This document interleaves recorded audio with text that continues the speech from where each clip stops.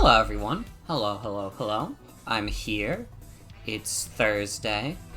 Welcome to tonight's stream. We're gonna be finishing up Captain Toad Treasure Tracker. I started this last week. I got through, like, most of the game. Base game, to be fair. We still have the DLC to cover. I got through most of the base game, but I just got too tired to finish because it was, like, 1 in the morning and the puzzles were getting really hard. They were tossing some tough levels at us. So I slept on it. I slept on it for like a week, and now I think I'm ready. I think I'm ready to re-enter the world of Captain Toad. I hope you're all doing well. Hope you're all having a good Thursday. I had a day at work. I got someone kicked out of the store. It was like... So, like, at the deli, we go by, like, a number system, you know? It's our best way of keeping a line, because we don't want literally, like, a linear line. That's just, like, that doesn't fucking work with the way the store is set up. So, we have people take a number, and when their number is called, they go up to the counter. So, this dude was, like, 10 numbers ahead or something. And I started calling numbers because that's my fucking job, you know, I gotta call the numbers to get the customers.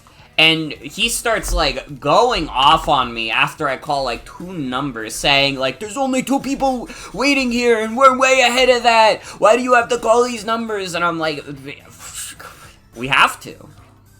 Like, I didn't give him the exact reason. The exact reason would be, like, fucking... Listen, I don't want people to come up to me at the deli and tell me they got fucking skipped. I hate that shit. Anytime I actually, like, it makes me so mad when a customer is like, oh, you missed my number. Because, like, I swear to God, I'm so loud at work. I call the number so loud. If anybody tells me I skipped them, I don't believe them. I just think they weren't paying attention. Regardless, though, I'm not gonna tell this guy that. I just tell him it's procedure. I gotta call through all the numbers, and he's like, "Why? Just go up." And I was like, I just started calling the numbers again because I was like, "This is a fucking waste of my time." And he's like, "Let me speak to the manager." And one of my coworkers, you know, he was like, "Oh, like in his mind, he was like, I want to see where this is going." Because, like, he was in a bad mood, and he was, like, my coworker knew that this customer was being unreasonable. So he goes and gets the manager, and this customer starts going off on the manager. By the way, while this is happening, I already took the order that was in front of him. Like, I took the lady that was in front of him, and one of my coworkers took his order, which, you know, she's a fucking saint for even doing that. Like... the manager comes over, he's like, what's the problem? And this dude starts going off, he's like, why the fuck did he just call my number? Why the fuck did they call my number? There were only 2 people waiting. And the manager is like, sir, it's procedure. And he, like, the manager keeps trying to explain. He's being, like, so cordial with this guy. And this guy's like, don't fucking call me, sir. Tell me why. He just, like, keeps cutting off the manager. And at a certain point, like, he just is, like, so... fucking loud at the manager that the manager just, like, calls security over and has him escorted out of the store. Because what the fuck else was he supposed to do? It was just this random fucking guy yelling at him, wouldn't listen to a word he was saying. So he was like, fucking, I don't have to deal with this shit. Which he didn't. He didn't have to deal with that shit. It was crazy.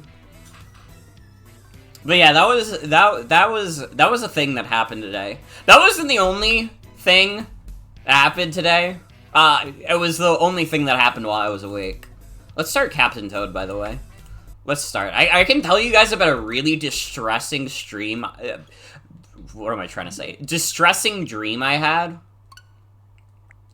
I had a dream that, like, a popular YouTuber, like, killed Summoning Salt and, like, doubled his subscribers overnight from, like, not Summoning Salt subscribers, but the dude who murdered him doubled his subscriber count by killing Summoning Salt and, like, confessing to it on YouTube. And that was like, it was like really viscerally upsetting to me in the dream. Like, I was like so fucking upset that I actually, like, literally I woke up and I had like the world's like strongest headache. Like, it was rough. I could barely get out of bed, dude. I had to, like, after, like, being awake for a bit, I just had to, like, sleep for, like, another hour. And when I woke up, I was fine. I don't know. I woke up from this really distressing dream about Summoning Salt getting murdered. and it was... It fucked me up. It fucked me up. If you did that, you would get like 10 more subscribers? You might, to be honest. If the dream was anything to go by. Reminds me when you were working at Macy's Men's a month ago, a lady wanted to return makeup in the men's department, and you were like, I can't return that, you have to return that in the women's department.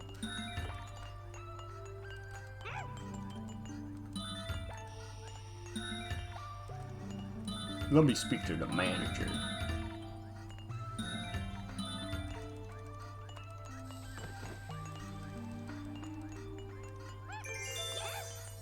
I don't know, it was wild. Like, like, honestly, again, my coworker, like, admitted that he was being, like, petty when he called over the manager because he really wanted to see this guy get kicked out of the store because, like, everybody knew that was what was gonna happen. But I still appreciate him doing it because, God, we did not need this guy to be screaming at us for, like, another 5 minutes about, like, the dumbest bullshit ever. That, like, literally doesn't matter.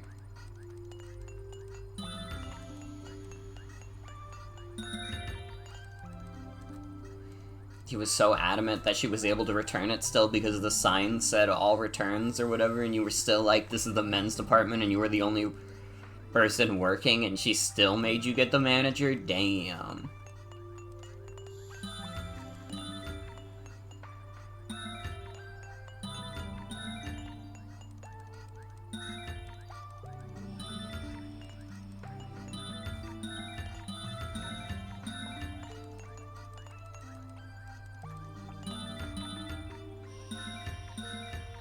I think I'm too stupid for this level.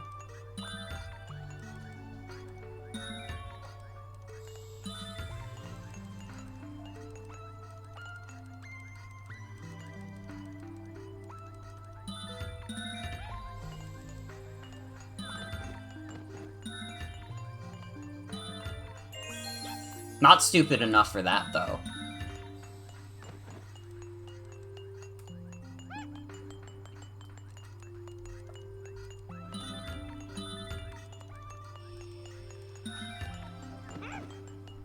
I'm like trying to rack my head around this level. It's making me feel like world's dumbest idiot.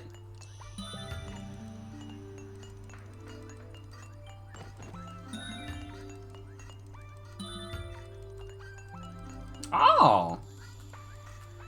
Wait, what the fuck? Oh.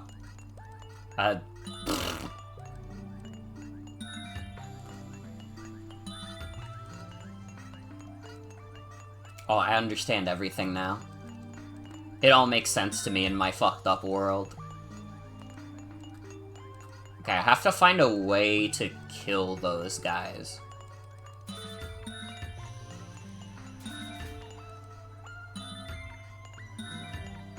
How do I do that?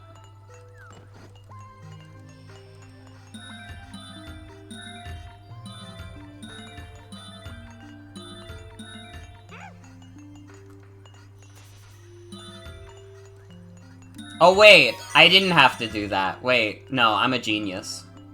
Would you kill those guys? I wanted the diamond. We have a potential leak, which is, it's a leak for a game that already exists, just for other platforms. Apparently there's a chance that Hi-Fi Rush is coming to Switch and PlayStation, which is like pretty fucking dope. Hi-Fi Rush is an awesome video game. I hope more people get to play it. One of the cooler games that came out last year.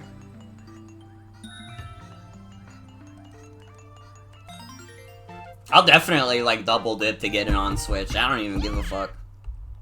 Could I just play it on Steam Deck? Yeah, but... I don't know. The glass walking sound effect is very good. It itches a specific scratch. Here I go. I didn't mean to go back in the level. Sorry, I had to give a friend a gift in Pokemon Go.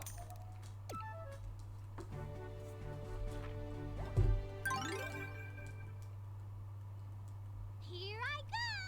But yeah, it'd also be a good excuse to replay that game, because that game's good as fuck.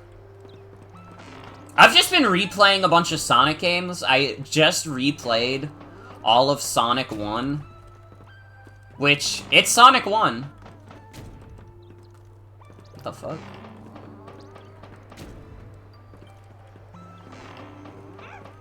Oh wait, I think I understand.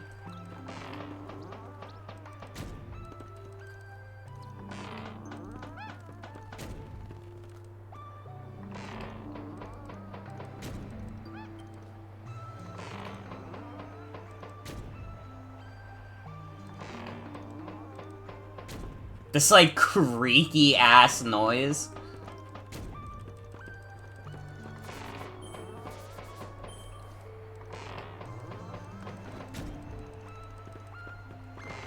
Oh, wait. Wait, I understand everything now. It all makes sense in my twisted world.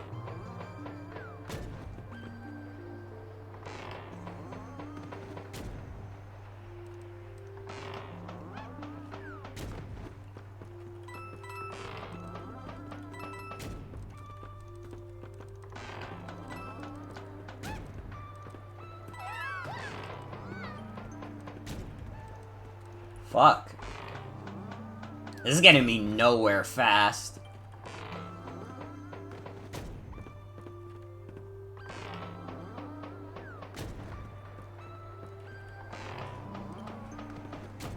There is also potentially, there's leaks for apparently a Nintendo Direct next week. And like, yeah, probably. It could happen next week. I don't know.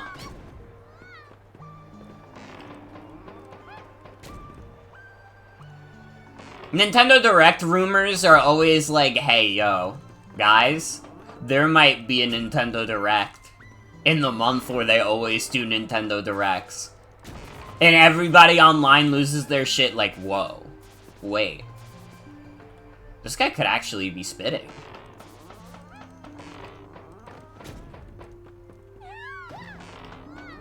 Whoa.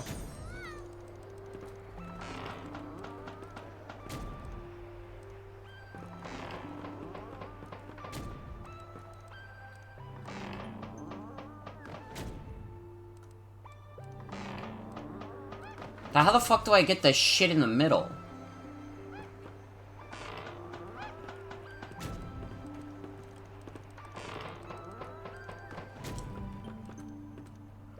How the fuck did I even get on this blue platform?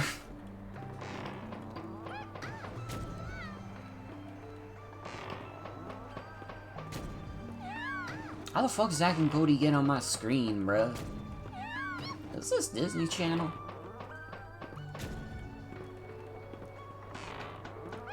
This level is too much for me. I think we have to leave. I only got 1 diamond, but also, like, I'm gonna be stuck on this level for, like, 5 years if we keep trying to get all the fucking diamonds here. We'll get the diamonds in another level.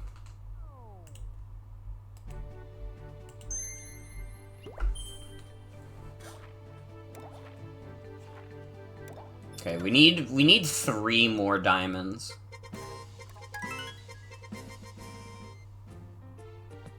That's like a good level for us.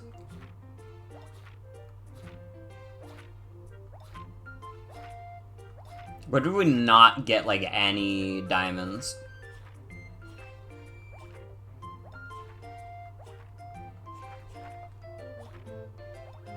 We can get some here. Here I go.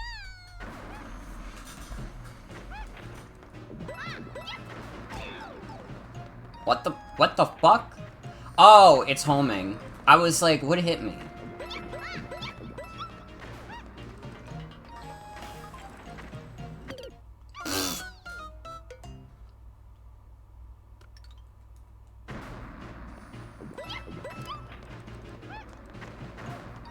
I'm getting owned.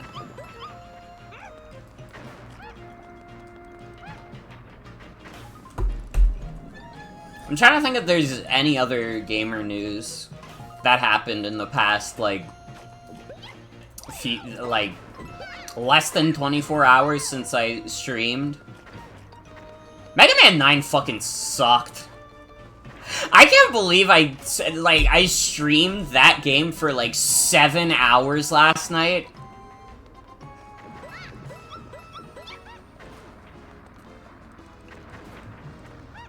That was fucked. That was a fucked game. Evil ass video game. Honestly, you put me in a room with it now, I'm probably putting it at, like, the bottom. I gotta be honest, I'm looking at Mega Man 3 right now, and I'm like, perhaps I've been a little too harsh to you. Because I don't know, man. I'm thinking about it, and, like, I would probably rather, like, replay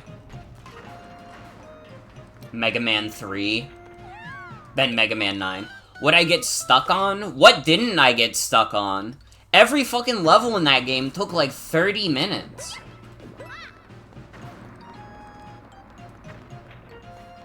And then, like, every single boss in Wily's Castle, aside from, like, the one where you're, like, pushing the spikes back at the dudes, took me, like, way too long.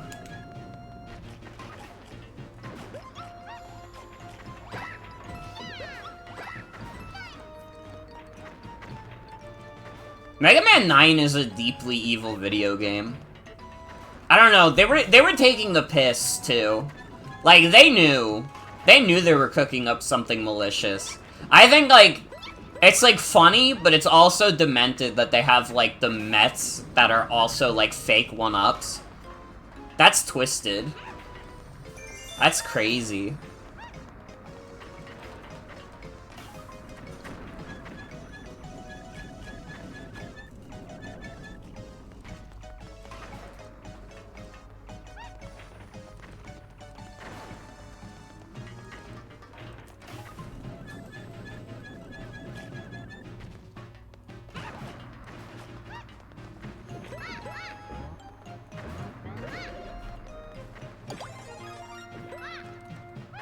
Do I really have to go all the way around with a turnip?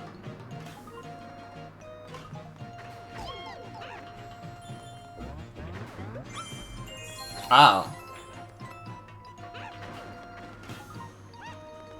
Oh, you know what I just realized? I probably have to get the homing bullet bill to attack the POW block. That's probably what I have to do.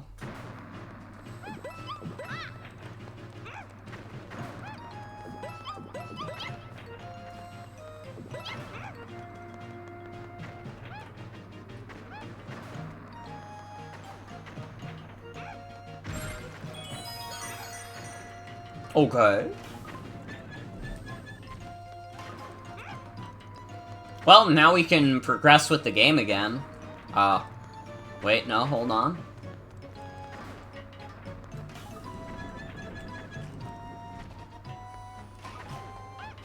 I fucked up.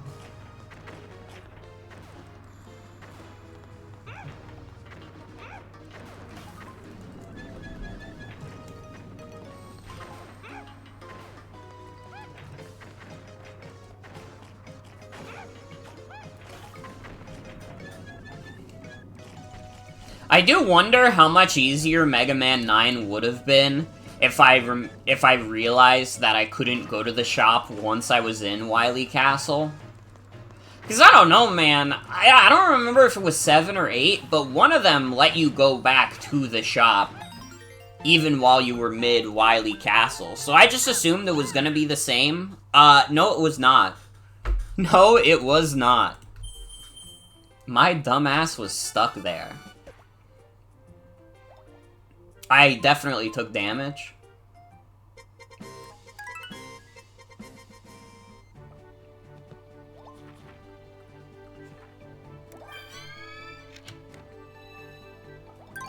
It was one of the two. It was either 7 or 8. Maybe even both. But I think it was just 7.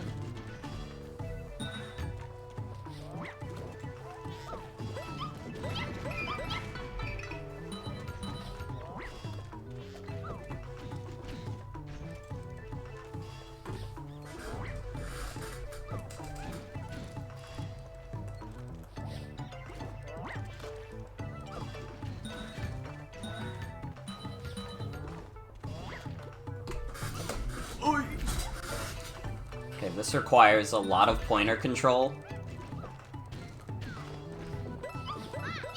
Oh.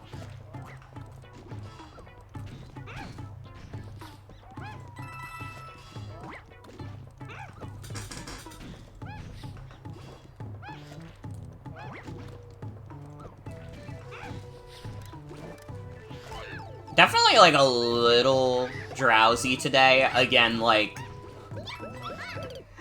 that dream where Summoning Salt got murdered really did a number on me. It fucked me up.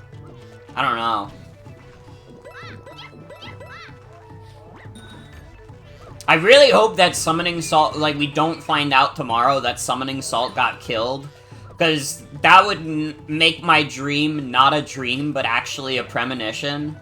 And, like, I don't know if I could handle the weight of, like, being responsible for making sure that Summoning Salt doesn't get murdered.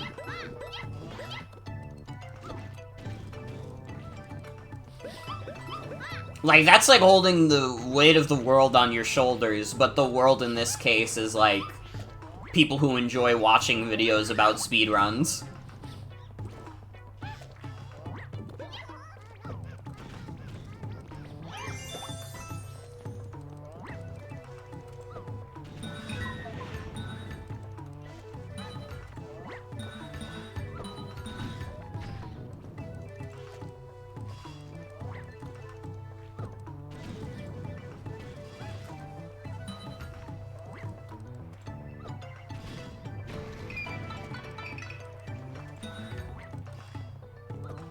And who doesn't like watching videos about speedruns, to be fair? I've, like, thought about it, and it's, like, it's kind of crazy that, like, I don't know, speedruns, like, feel, like, on their own, like, they're a pretty niche thing. But there are actually a lot of, like, people who are super popular online now that are, like, speedrunners now. But I feel like part of that is that, like, I don't know, I don't think people want to go out of their way to watch, like, 1,000,000 attempts of a speedrun, but I feel like having a guy on YouTube explain to you how a speedrun works, that's, like, more appealing to people. People see that and they're like, oh, yo, I want to see that. They don't want to see a guy, like, actually have to go through the process of grinding that.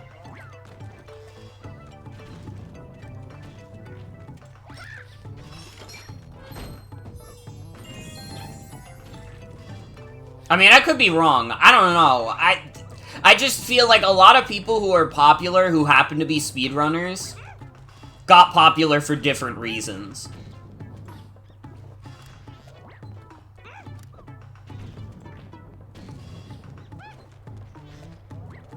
Speedrunning is something that anybody who plays games can admire them, but most of them don't want to do. Yeah.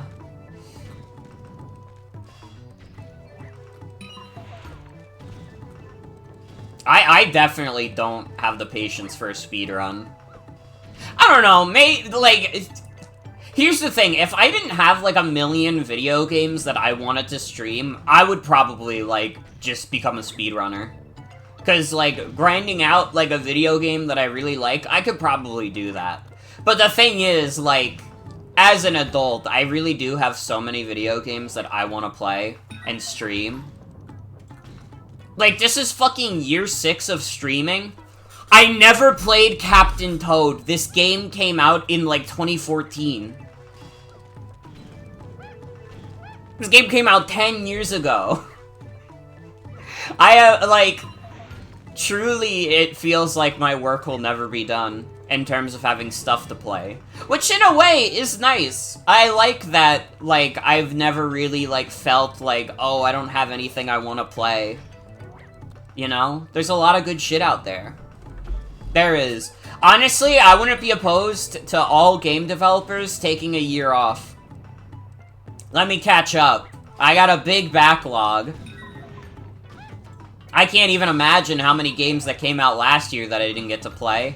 I never did the Street Fighter story mode. I never did, Mom Rush Cyberpunk.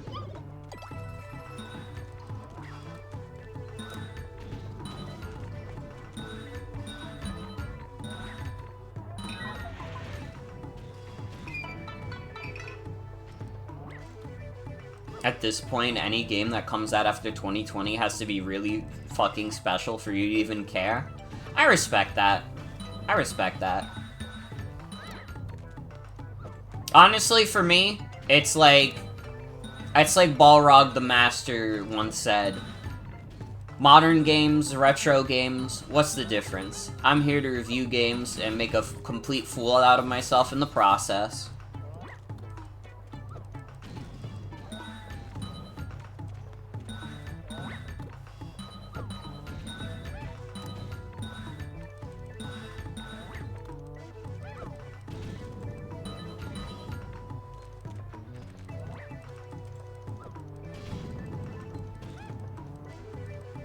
Fuck do I go? Oh wait, I think I figured it out. I think I understand now.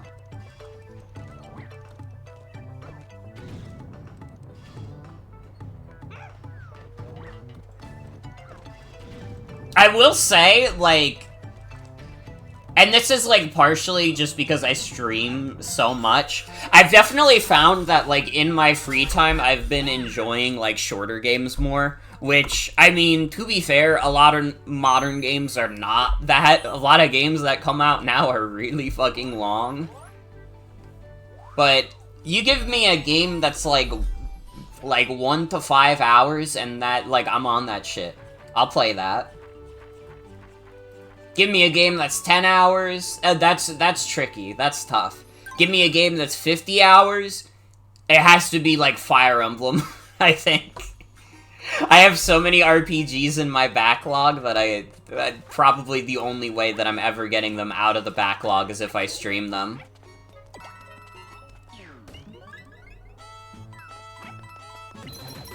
I bought, like, so many RPGs in, like, 2022 and 2023 that I, like, have not played because I have a job and I would be, like, grinding through those games for, like, fucking months.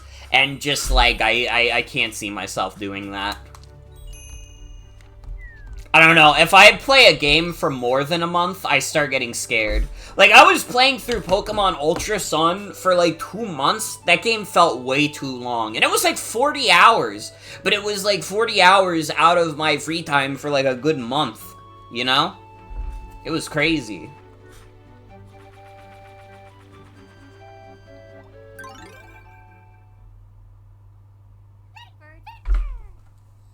I mean, Pokemon I'm more readily...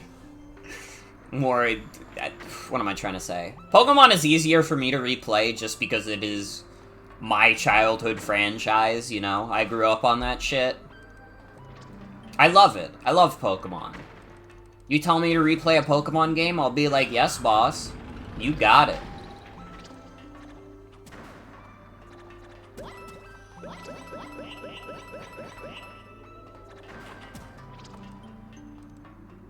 Pokemon games are not usually particularly long RPGs either. Like, really, Pokemon Sun and Moon are, like, the only Pokemon game that I feel like exceed, like, 20 hours.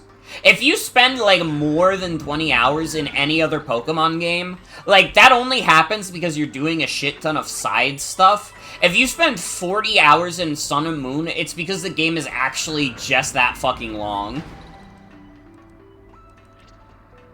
Everything happens in Pokemon Black and White because it speaks to a fundamental truth about humanity. Everything happens in Pokemon Sun and Moon because that shit is too long.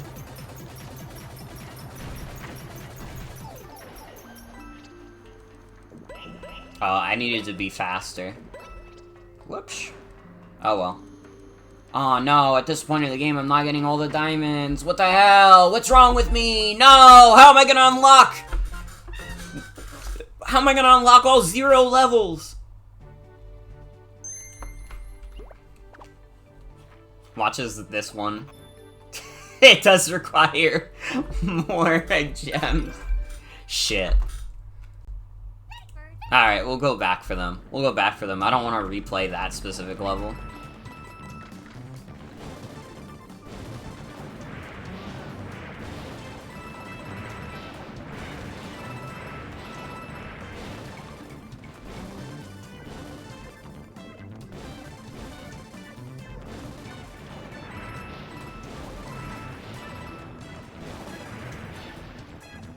I don't know. Shout out to Sonic for, like, every Sonic game ever being, like, at most 10 hours.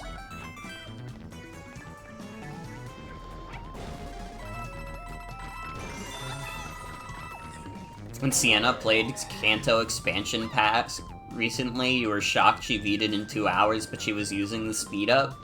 Old Pokemon games are still relatively short, though. They really are. Like, Pokemon Red and Blue, like, as an adult, take maybe, like, 15 hours at most. And that's not accounting for something like Speed Up. But, like, they're pretty short.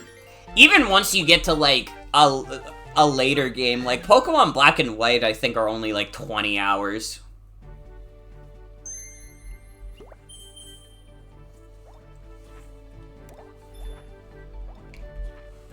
Alright, we gotta get 11 more gems. Alright, let's replay a bunch of random levels.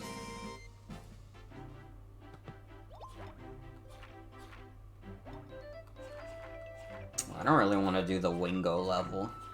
Is there any other level I didn't get gems? I don't want to have to fight Wingo. Alright. Pokemon gets a lot longer if you have no idea what's good or how to play it. That is very true. That is very true. Part of the reason that Pokemon games don't take me that long is because I know that shit by heart now.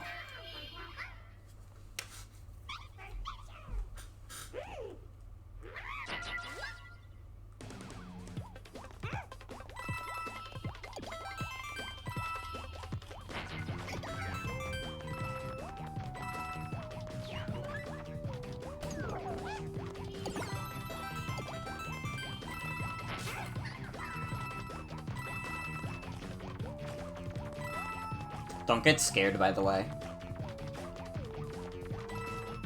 I should play Kanto expansion pack at some point.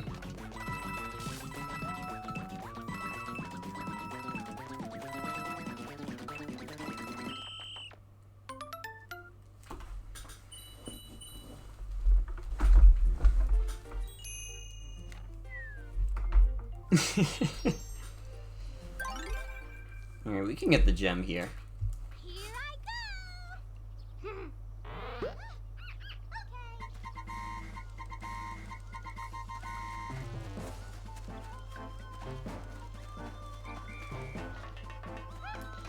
Apparently Sony is trying to get back into the handheld market. Like, for real? Or are they, like, fucking saying some shit like, the PlayStation Portal is actually our true handheld? I mean, I would be down, honestly.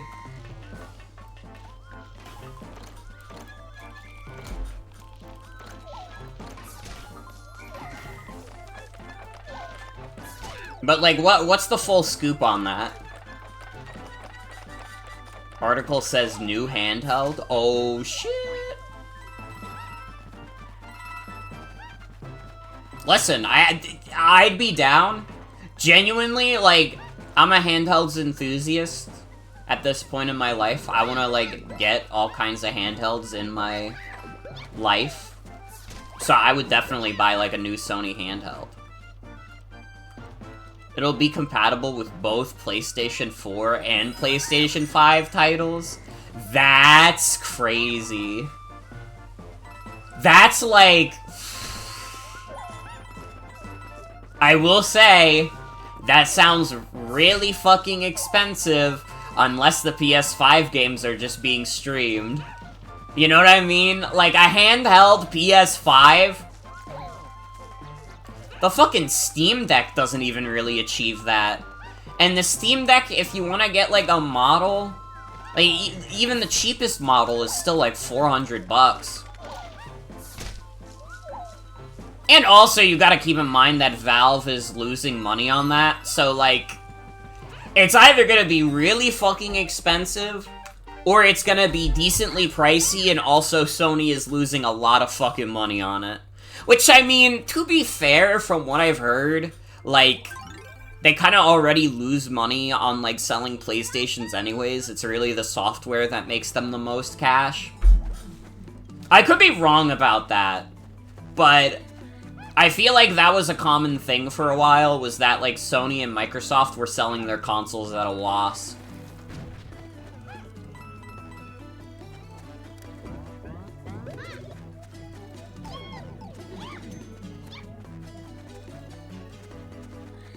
It's intriguing. I will admit, a portable PS5 would probably get me to buy that. Like, making it portable, though?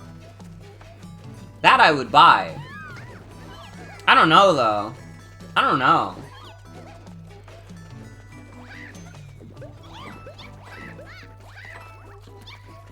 I can very easily see, like, a portable, like, PS4. A portable PS5 still feels like it's a ways off. We'll see, though. We'll see.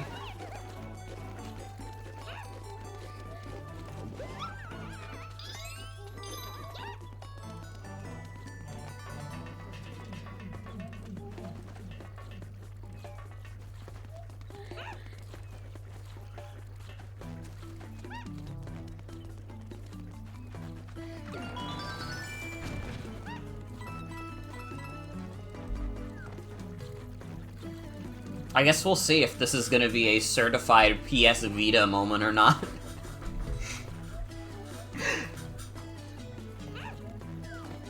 It would definitely make the cloud games on Switch obsolete. I mean, the Steam Deck kind of already does. Like, a lot of the stuff that's only on the cloud on Switch is on Steam Deck. I feel like even the Kingdom Hearts games, theoretically, if you know your way around it, you could get that to work on Steam Deck.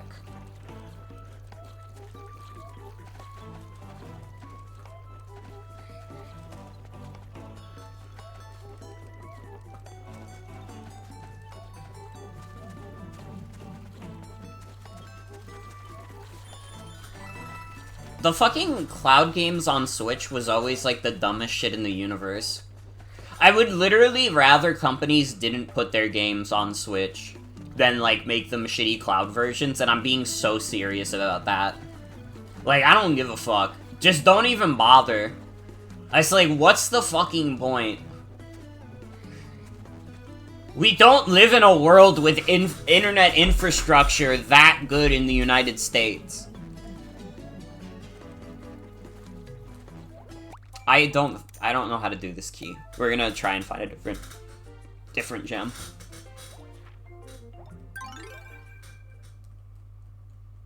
Here I go. You tried out the Resident Evil 2 demo on Switch and it literally timed out when you were still a minute into the demo? Dude, I remember, like, streaming the Kingdom Hearts, like, cloud demos when those came out. And, like, literally, I so distinctly remember, like, not getting to actually play any part of that video game. Just because it would, like, it said, like, your time is over by the time I got to, like, the literal tutorial of the game.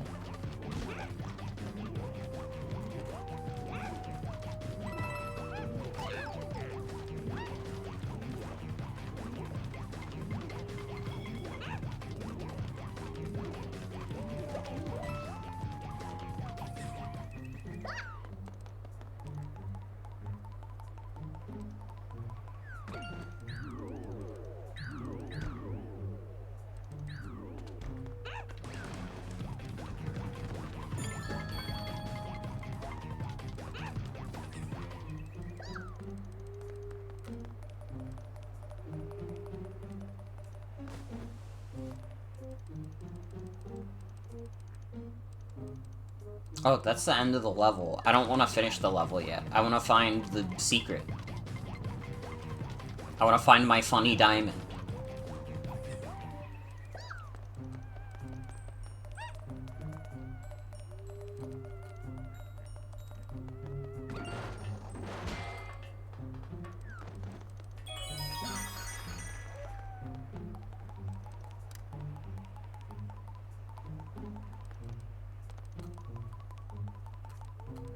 Alright, I did it.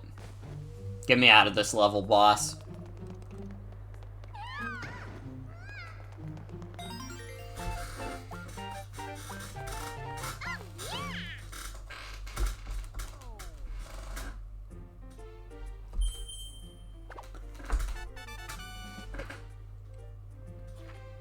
A big thing also that I, like, do not jive with literally any of, like, the Cloud stuff is just, like, obviously, like, once the servers for that game's, like, Cloud version goes down, like, you can never play it again. It's not even a case of you can't, like, re-download it or anything. It's like, no, you literally go in, it says server doesn't exist, moron, and then, like, well... And, like, realistically, like, I can't imagine any of the Cloud versions on Switch have sold particularly well.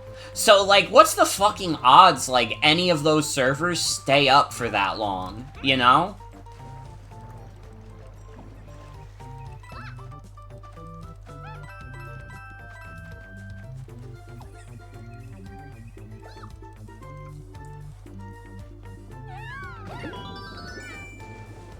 Server doesn't exist, moron. Try again.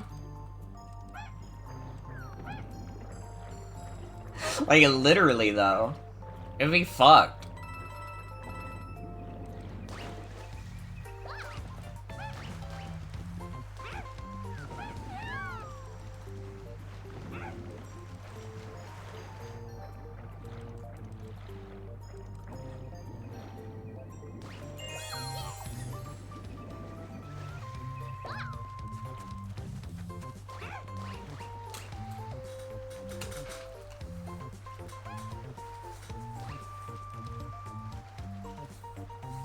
Like, genuinely, I would love to know, like...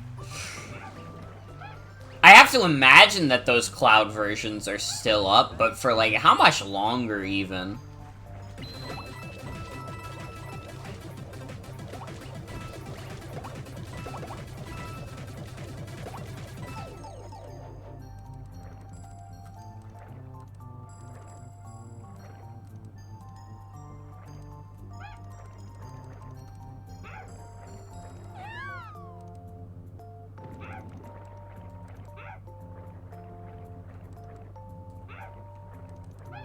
I don't know. It's just dumb. It's dumb to me. I acknowledge that we've lost the battle on digital games. You know, digital games are here to stay. And, like, you know. I will indulge in digital games. I obviously have a big Steam library, and at the very least, it doesn't feel like Steam is going anywhere anytime soon, but... I will not give up the fight against cloud gaming, because I think it's stupid and dumb, and I don't like it.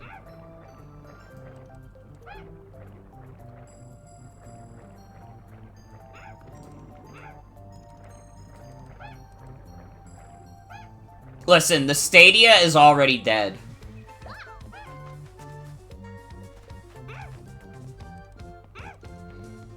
Only thing that sucks about digital games is how outside of Steam you can't really get a refund. Yeah, it's like really insane that like Valve is really the only company that like offers like refunds on shit.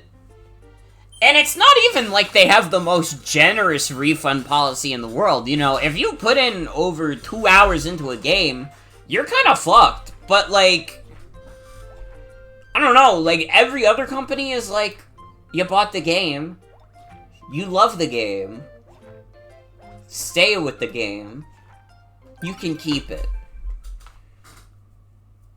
We like your money. We loved all your millions of dollars, pal, so please, keep your video game.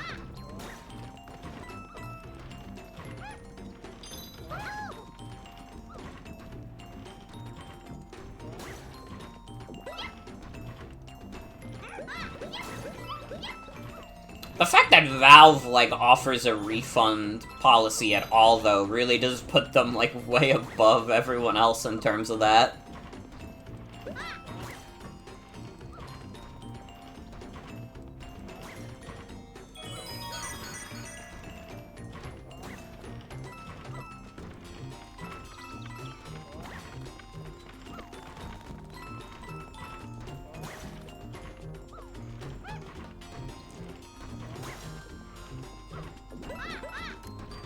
Cyberpunk was like a fucking crazy-ass event in, like, hindsight. This video game that, like, basically instantly sold 13 million copies, and also, from those 13 million people, got shat on so much that they, like, companies started, like, fucking scrambling to refund people on it. Okay, but are you guys getting the Cyberpunk Switch port, though? Who's rocking with it?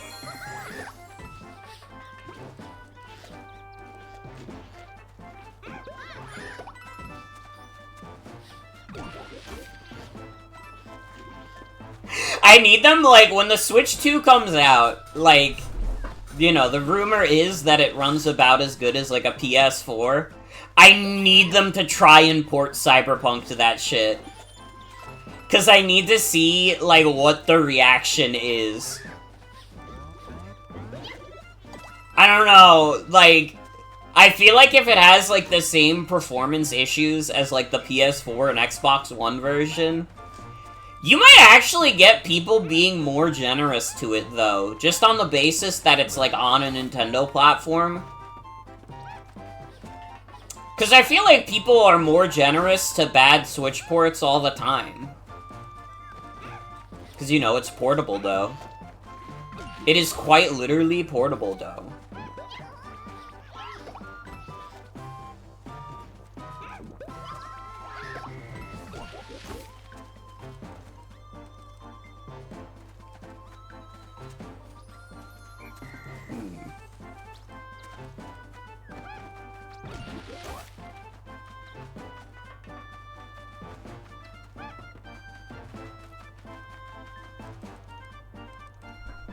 You know what? I just realized what I had to do. I had to throw a turnip.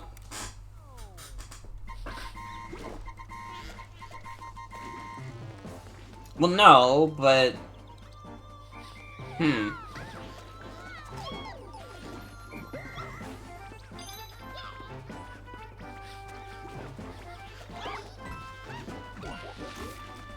No, actually, I don't know what the... Oh, no, wait! No, yeah.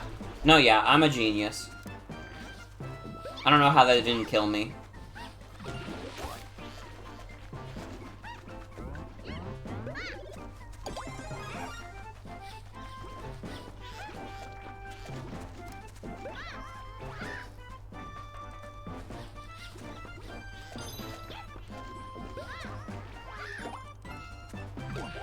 I fucked it up again. What am I doing? I just see a guy to toss and I'm like, let's fucking toss him.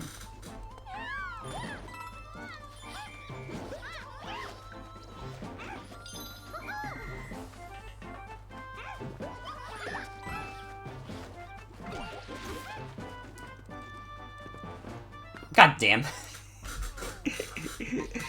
I'm dumb as hell. I'm dumb as hell. I'm dumber than rocks.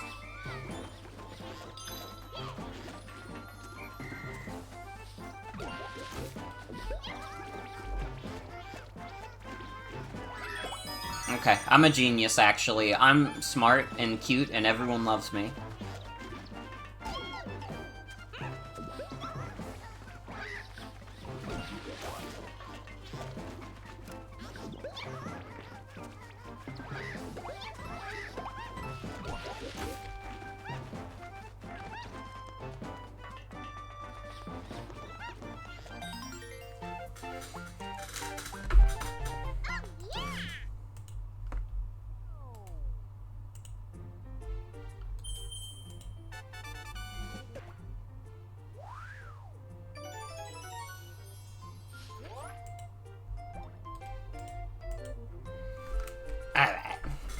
We just gotta get 3 more.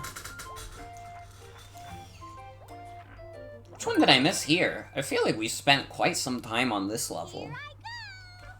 Yo, Ed, Edd n Eddy has been off the air for quite some time.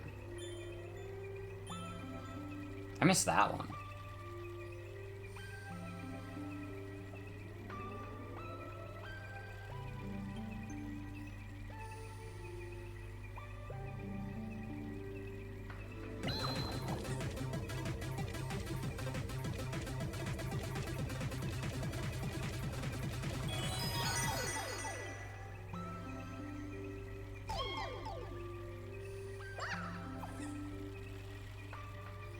Honest question for chat, because I just thought about it. This has been like a hot topic online.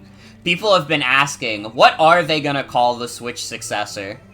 Do you guys think Nintendo is gonna do the logical path of naming it the Switch 2? Or are they gonna pull a Nintendo and call it like some stupid shit? And like on the scale of stupidity, how stupid are they gonna get? The Nintendo Switch Up? God. The Nintendo more different? See, that would still be a better name than the Wii U. I know we dog on the Wii U a lot, but it really is the shittiest name of all... Oh, excuse me. Of all time.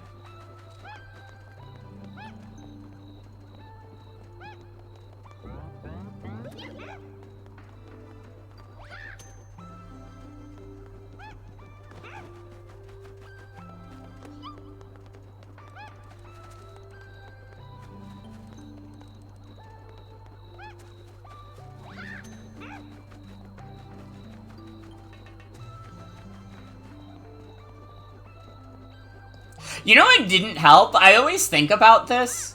The Wii U came out around the same time as the U-Draw tablet. So, like, when little kids were playing with the U-Draw tablet on the Wii U came out at the same time. Like, they got fucked up, man. I don't know. If that happened to me, if I released, like, my entire home console that ended up just getting, like, confused as, like, a random accessory that some other dipshit company had made on my previous system, I don't know. I'd go out of business. No, yeah, the U-Draw tablet was for Wii. It came out, like, I think, like, not even that far, like, behind the Wii. Or, like, the Wii U. I think it was, like, 2011 or something. Like, extremely close to the Wii U. Probably even around when it was, like, fucking revealed. Which, like, could not have been worse fucking timing. Now, I don't think the U-Draw tablet is responsible for the Wii U failing. I think that's giving too much credit to the fucking U-Draw tablet. But, like, I think it probably didn't help. Like, I think the U-Draw tablet existing as an accessory for the Wii did not help things at all. And especially didn't help with the fucking confusion people were having about what the fuck a Wii U was. Because you know what? Probably the first people who were looking up what a Wii U was, they looked up Wii U and got Wii U-Draw tablet. Like,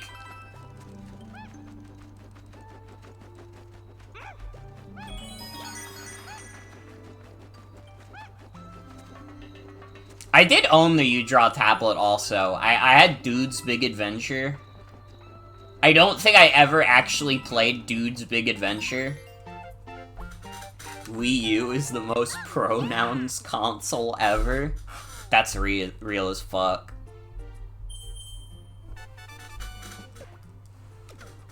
Have the U-Draw tablet, but you never used it? Yeah, I also, like, never used my U-Draw tablet, really. Well, no, I think I played, like, the, like, base, like, painting tool that came with it. But that was, like, it. I don't think I played, like, any other thing on the U-Draw tablet. Dude, honestly, if I had, like, the SpongeBob U-Draw game, maybe I would have played that. Because I liked Drawn to Life. I played a little bit of that on DS.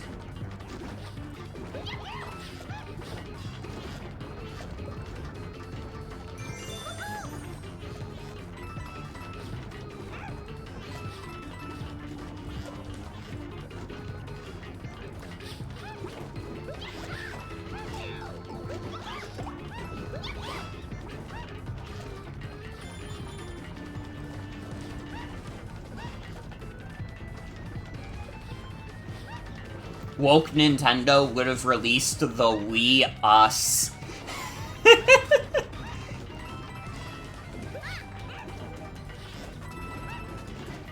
Because woke liberals are trying to get me to share my treats.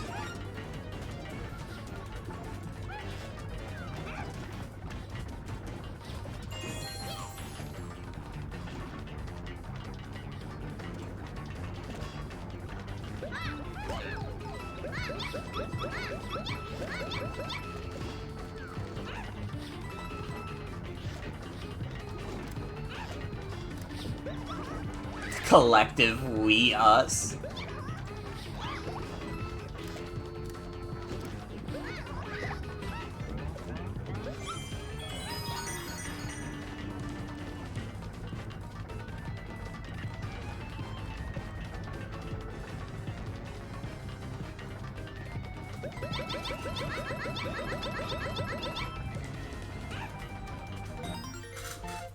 Nice.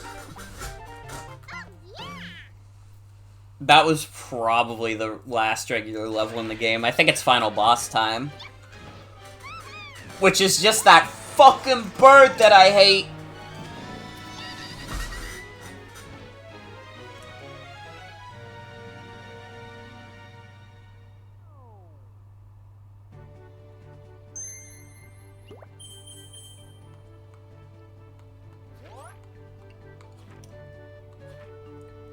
The ultimate treasure.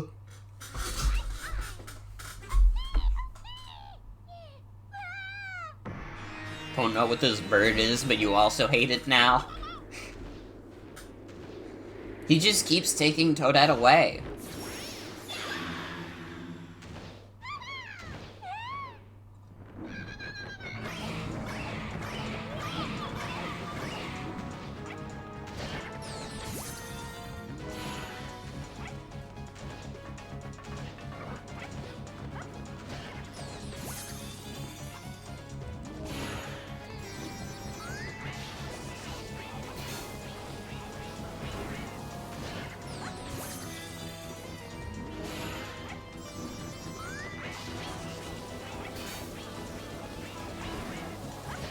Well, I'm stuck behind this now.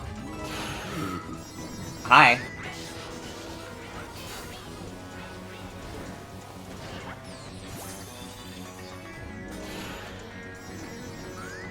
Yo, what if it was Wingo's whack-off? Watch me whack off!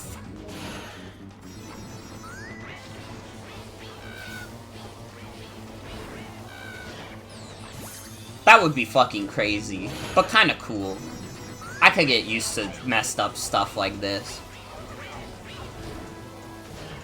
How the fuck am I still alive? What the fuck?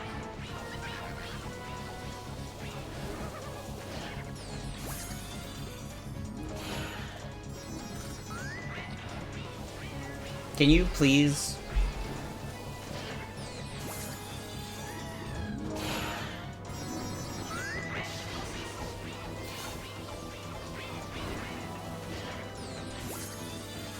Thank you.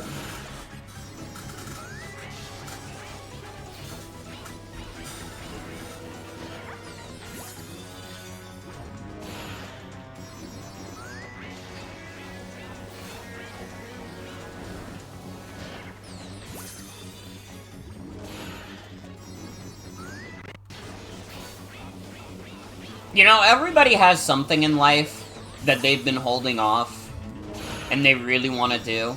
Honestly, at some point in my life, I gotta make another YouTube poop. Making YouTube poops is fun. Everybody in their lives should be, like, They should be allowed the pleasure of making a YouTube poop.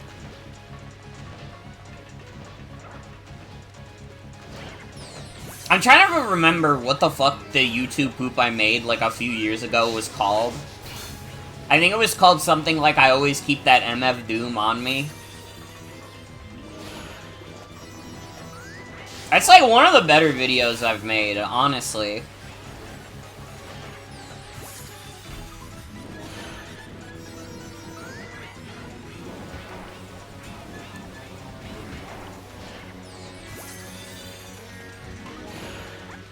You never made a YouTube poop? It's literally not too late. You can make a YouTube poop for any reason.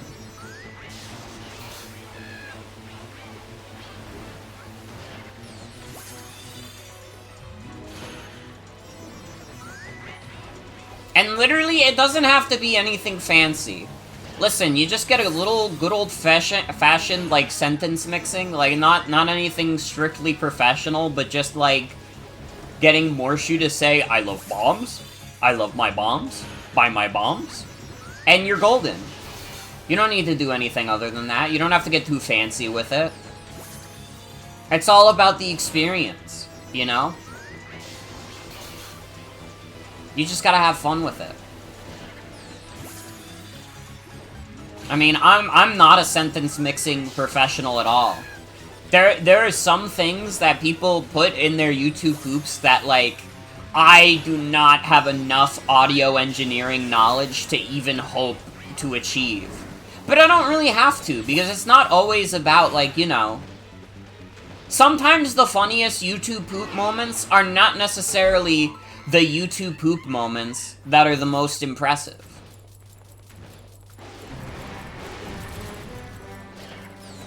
Uh-oh.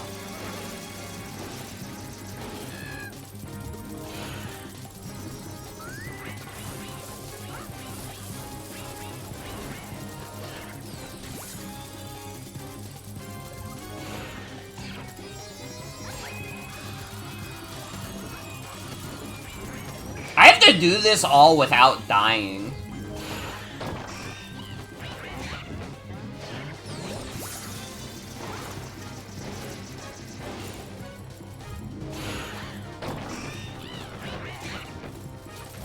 Okay, I hit him twice. I just gotta hit him one more time. Oh, let's go! Toadette, you're the GOAT!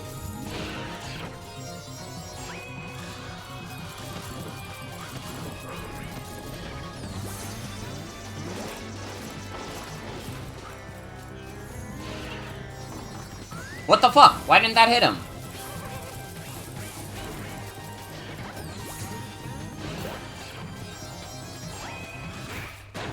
Let's go! We did it! We Captain Toaded. We treasured, we tracked.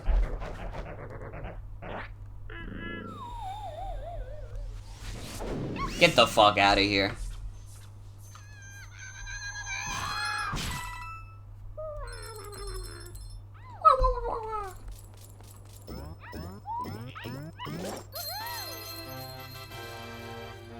Total victory? You're so right.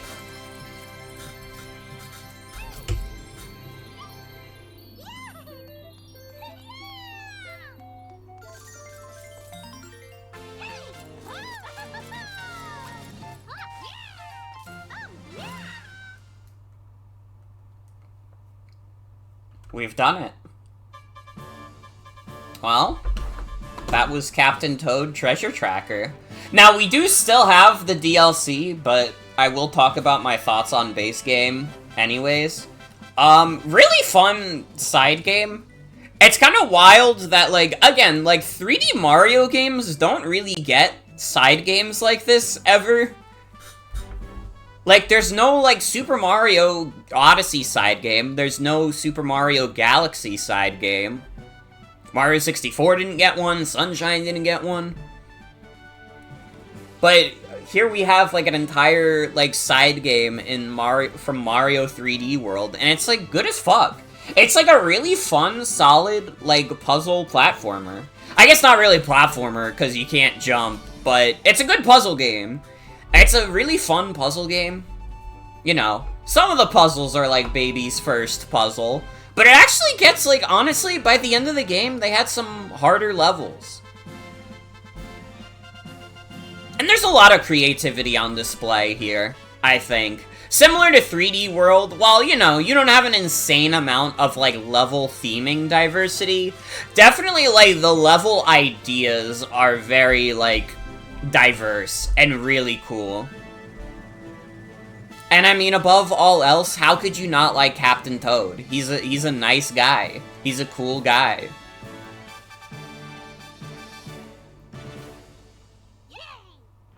Look at how happy he is that you won his game.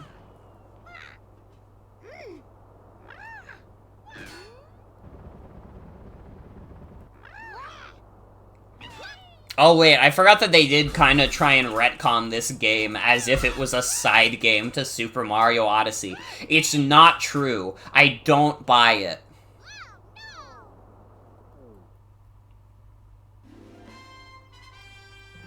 The adventure doesn't continue in Super Mario Odyssey. Shut up! It continues in Mario 3D World. Fuck you. Don't buy into Nintendo's propaganda. I literally just got done talking about this.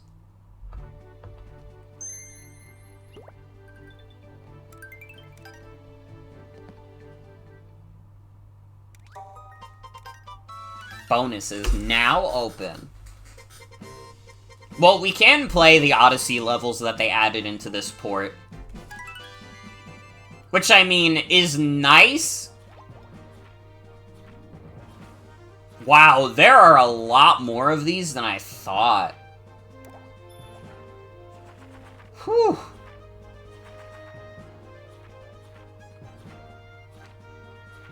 Okay, there's like 5 or like 4 Odyssey levels, and then there's a bunch of like random bonus levels which require us to get a shit ton of diamonds, which I will not be doing.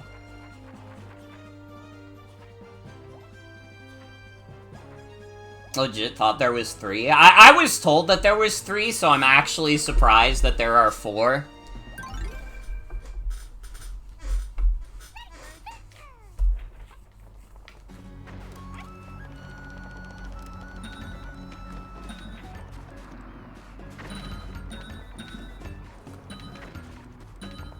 It is also just fucking weird to see, like, 3D world enemies in a Super Mario Odyssey world.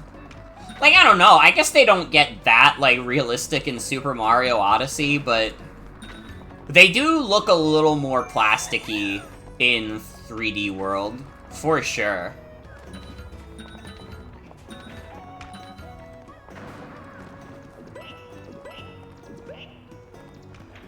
Never played this game, but you always thought it was cute. The levels are like those miniature box gardens.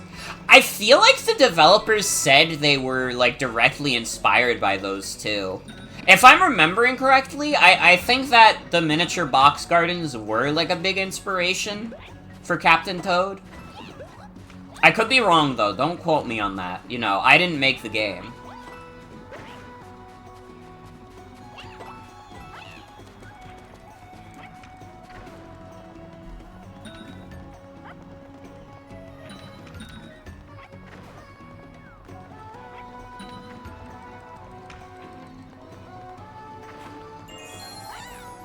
Also, it's all good, it's all good.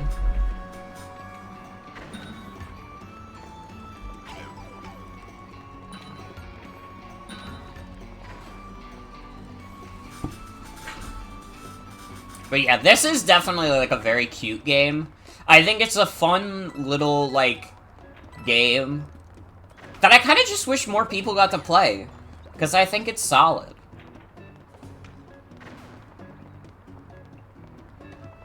Like 3D World itself, and, like, maybe even more so, because nowadays, like, I feel like most people have probably played Mario 3D World, you know. It got a Switch port, and that Switch port was pretty successful. I don't remember the exact sales numbers off the top of my head, but I feel like they probably eclipsed 10 million at this point, Which, when you get to the point of a game selling 10 million copies, like, that's not, like, yeah, like, most people, at least most people who would be interested in playing that game, have played that video game. Let me look it up. How much is Mario 3D? The Switch port of 3D World has sold 12 million. That's actually more than I thought it was. Damn. How much did Captain Toad sell on the Switch? Do we have Captain Toad numbers? Captain Toad is like 2.3 million. It should be more. It should be more. This level is making you want to play Mario Odyssey, but you don't know if you have the time for that. Doesn't have obligations at all. I feel it, I feel it. I did replay Mario Odyssey at the end of last year, and man, that game is still so good. It really makes for, like, a very fun any percent playthrough. I do think Odyssey struggles in terms of being a 100% thing. Like, I think that is, like, not a fun way to play that game at all. Like, imagining trying to go for 100% in Mario Odyssey and just kind of weeping for a bit. It is a very good fuck around kind of game. That is very true.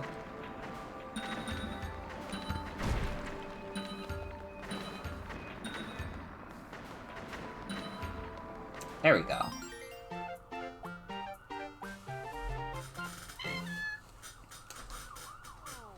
It, like, scratches a specific 3D platformer niche where it's like, sometimes you just want to play through a 3D platformer that doesn't necessarily test your skills that much, but just kind of lets you, like, do whatever the fuck with the tools.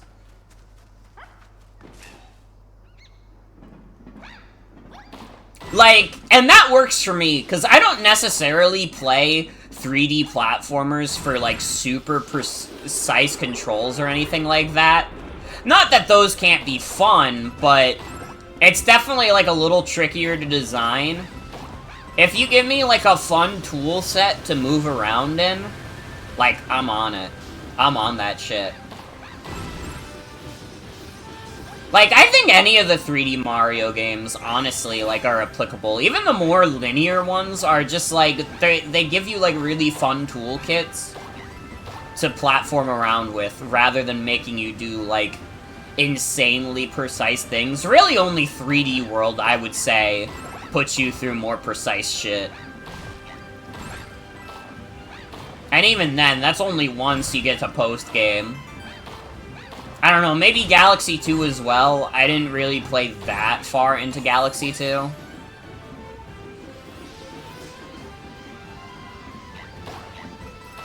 I think it gave you a lot of moons so you could proceed through the game easier. I will say, that is very true.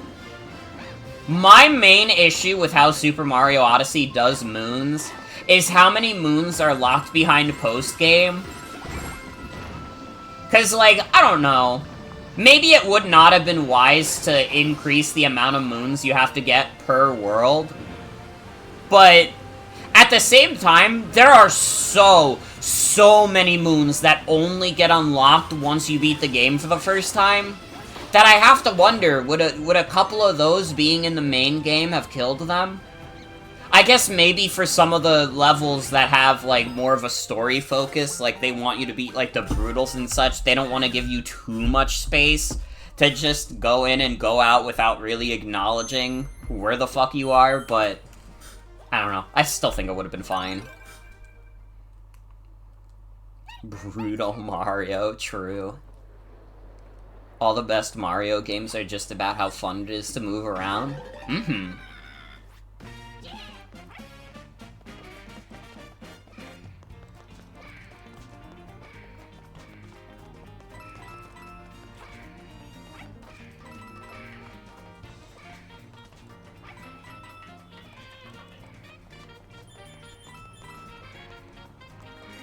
Fuck you, Hammer Brother.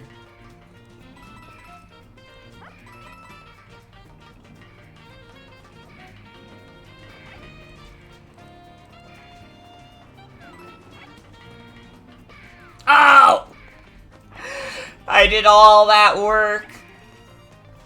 Did all that work.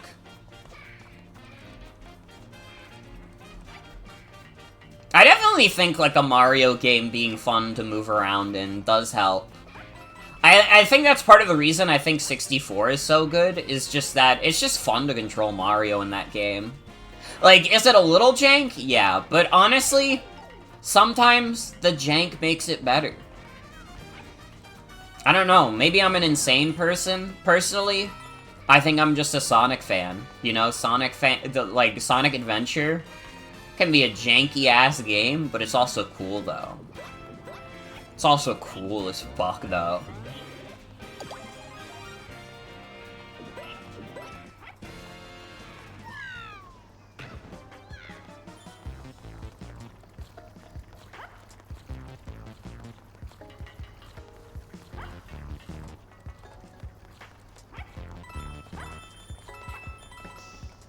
But every time I play Sonic Adventure 1, I do lament a little bit that we really haven't gotten a Sonic game that, like, controls that way since.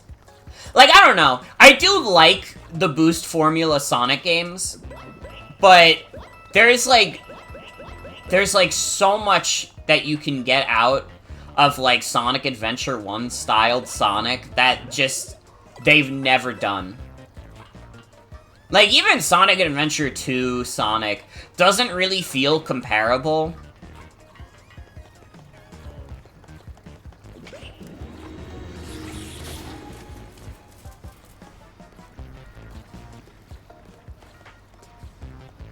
I don't know. I could be crazy, though. I'm willing to admit that I'm a little fucking crazy.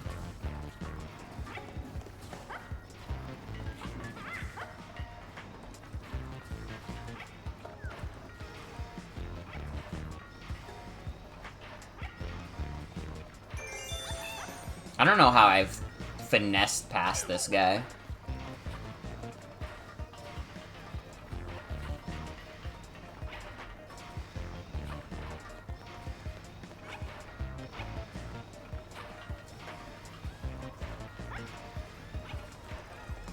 That could have been scary.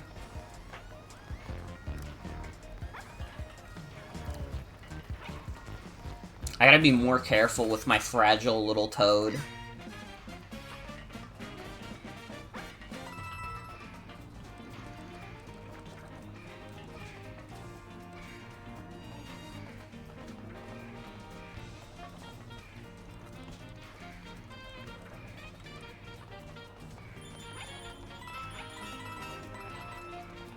I don't know, I definitely, as an adult, I'm a healthy believer in, like, a little bit of jank makes it better. Put a little bit of jank in your game, and it'll be, like, more fun.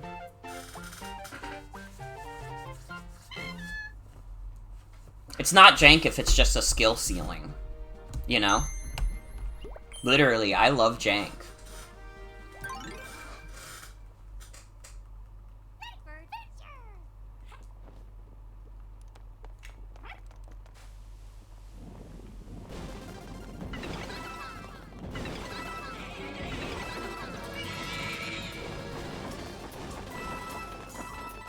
Don't get in the way of my screen.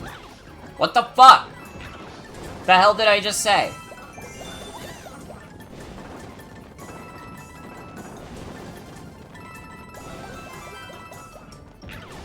Oh, that toad is dead. Well, it's just me now.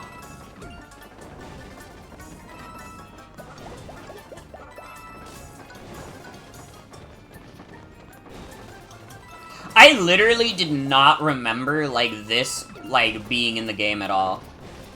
This fight against the fucking bird chef.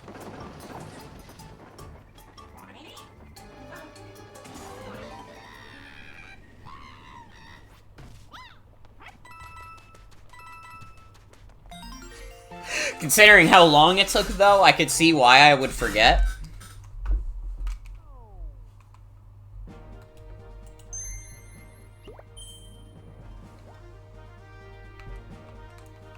The Luncheon Kingdom. Yeah.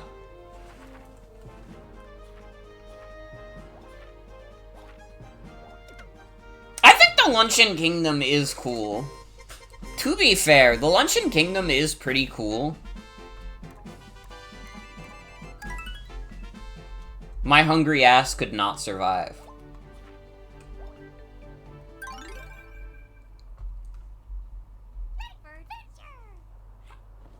Alright, let's start the DLC now.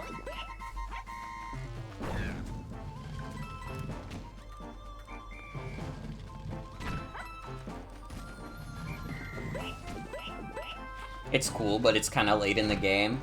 Yeah, I mean, it is like... Isn't it basically like the last level before Bowser? Or Bowser's Kingdom, rather.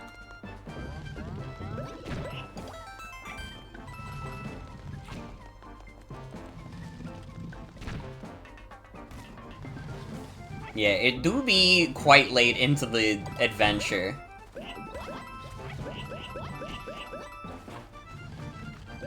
But I like the aesthetic of it. I think it's a really cool looking level.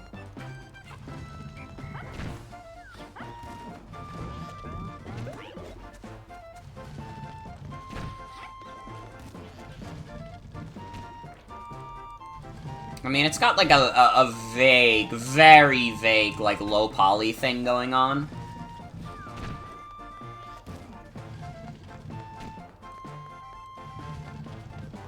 It's very pretty and the transformations are fun. Mm-hmm.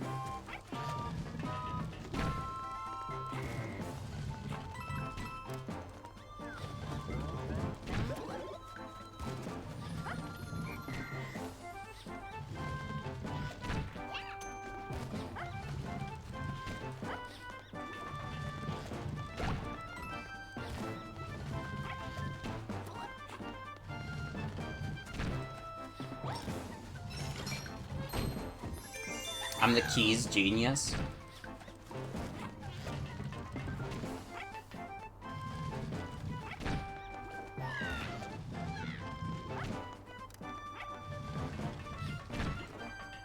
I hope that there's no diamond requirements for any of these DLC maps. I don't think there is, but I'll get scared if there are.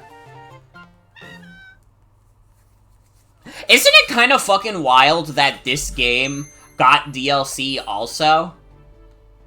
How many people were asking for Nintendo to add in DLC for this, like, fucking Wii U port? What other time has that even happened? I don't think this is the first time they added DLC to a Wii U port. Although, I don't know, this was pretty early in the Switch's life. Maybe it was.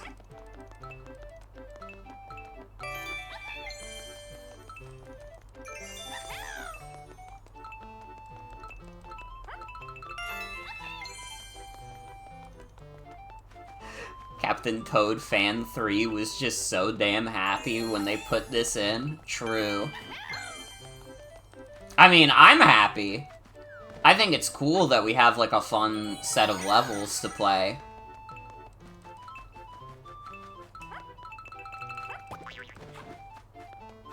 Oh, shit.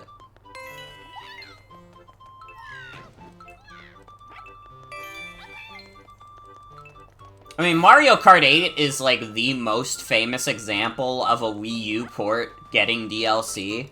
But it can't be the only one. Like, this and, like, Mario Kart 8 being the only ones, like, doesn't add up to me. That doesn't sound right.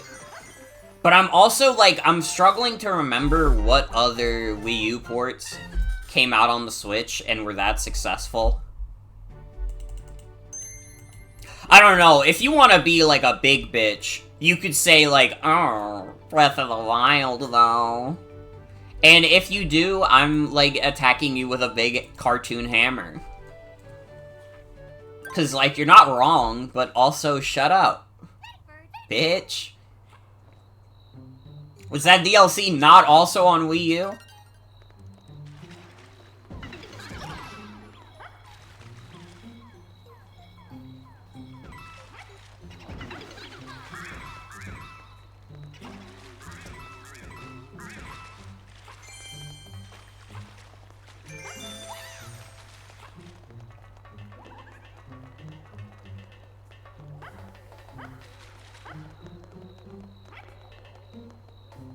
Dude, I need, like, the latest, like, Nintendo financial report to come out so I can be, like, crazy about video game sales again. I need to know, what are the people playing?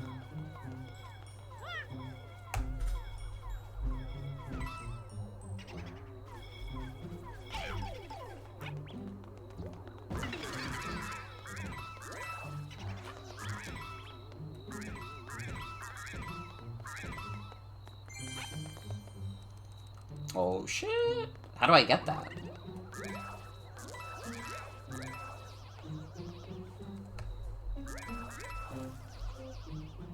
Yeah, I gotta be honest. I'm, like, looking through the list of, like, Switch bestsellers, and I think that Captain Toad might be, like, one of the only Wii U ports that got DLC.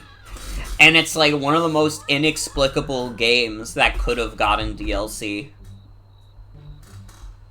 The Captain Toad developers were like, I got another one in me.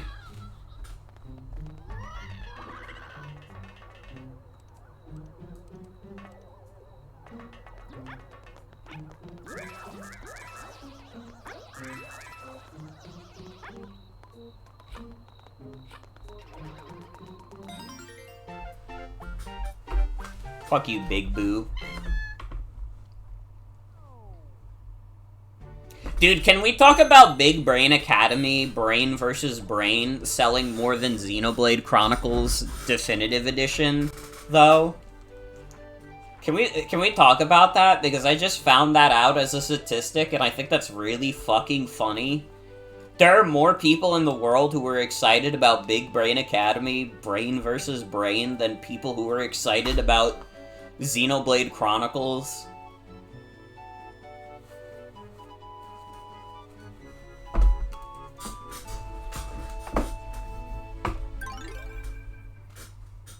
Like, I don't know, man. If I was at Monolith Soft and I saw that Big Brain Academy sold more than by, like, Big RPG, I'd be, like, a little peeved. I don't know. I might even take it out on the guys who made Big Brain Academy. And, like, it would be fucked up of me to do so. But also, like, could you blame me? I made Xenoblade Chronicles 3, a very highly critically acclaimed RPG, and more people are like, yo, wait, but they got fucking Big Brain Academy on this shit. I'd be fuming. I don't know how I'd recover. They'd have to lock me up.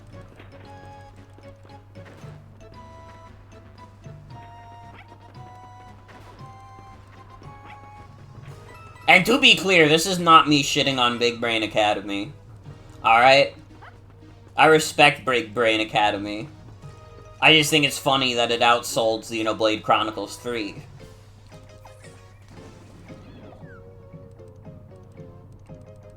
Oh, and Xenoblade 1. That was the one I was talking about.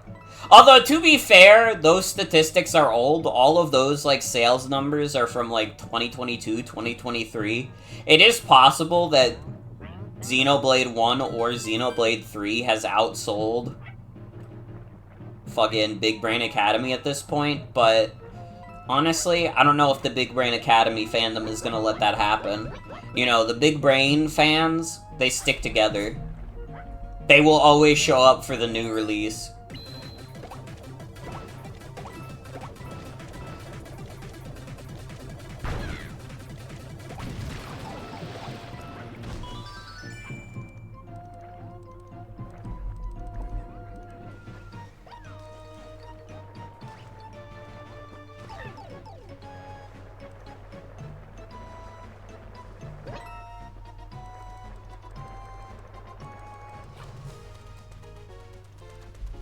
Oh, yo, wait.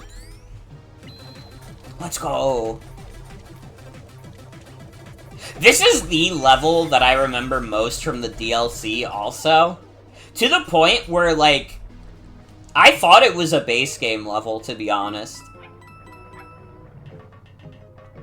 Like, when I was, like, recounting my Captain Toad memories, I remembered this level, and I didn't even remember it as a DLC level.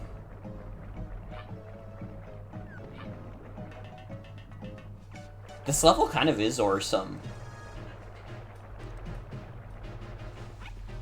It's literally awesome.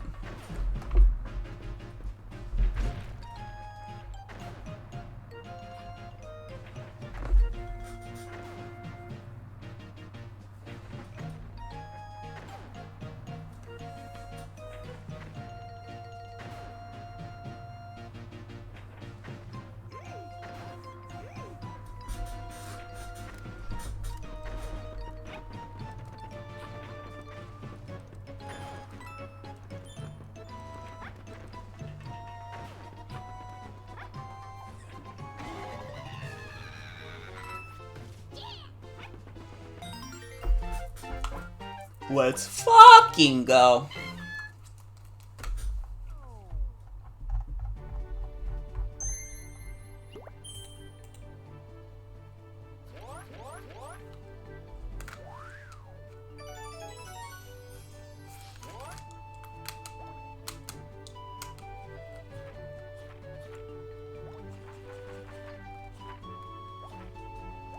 Dragadon's Gold Rush. Okay. Oh wait, we actually get to play these levels! Wait, that's so cool! Wait, that's dope. Genuinely? Dope as fuck.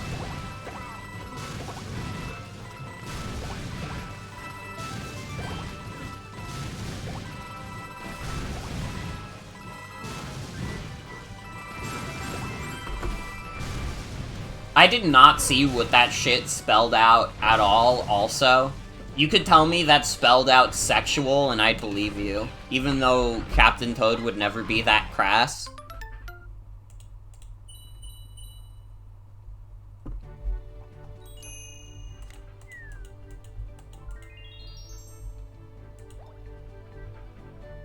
Oh, it said special. It said special. It was sexual. I wanna toss you like an animal.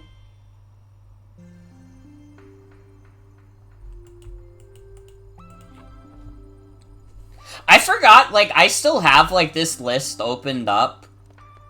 Isn't it, like, fucked up that Animal Crossing New Horizons, like, sold, like, 40 million copies? It kind of makes you realize, like, how much of a loud minority, like, people online are. Because, like, everybody was like, yo, Animal Crossing New Horizons is, like, straight ass. And then it's, like, one of the best-selling video games ever made, and it came out for one console.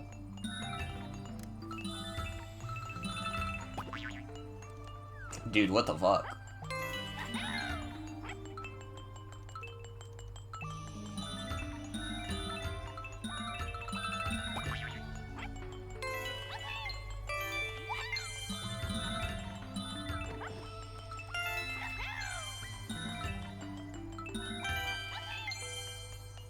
I mean, the normies love Animal Crossing New Horizons. And the normies' impact on the sales of that game cannot be understated. I mean, fuck. How much did, like, New Leaf even sell?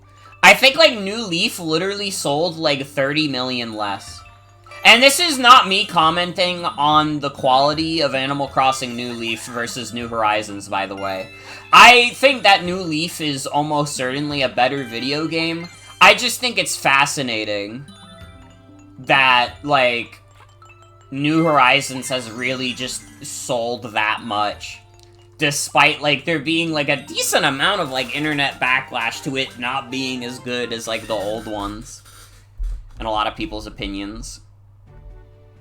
Normies love Animal Crossing New Horizons. There have been millions of normies born in the last 20 years, literally. Animal Crossing New Horizons definitely has the benefit of, like... I've said it before, like, the normies dictate, like, video game sales 100%. If your game, like, appeals to normies, that's how you're most likely to sell, like, a quadrillion billion copies.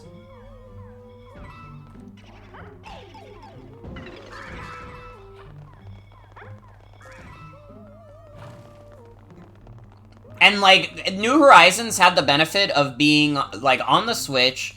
It came out, like, right when COVID happened. So people were looking for some shit to do. Like, literally.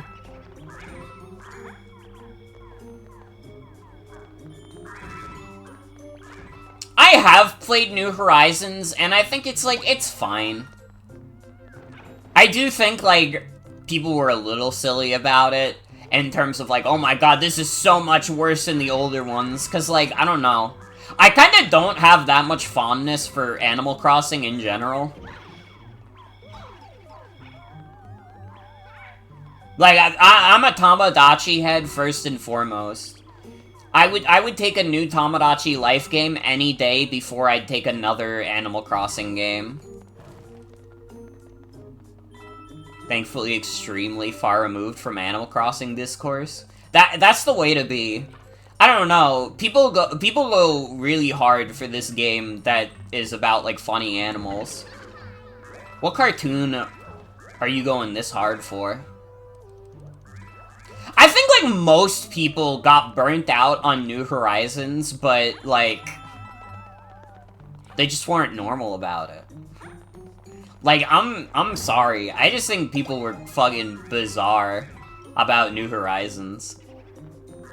They all saw too many people, like, trying to get ramen in boxes or whatever.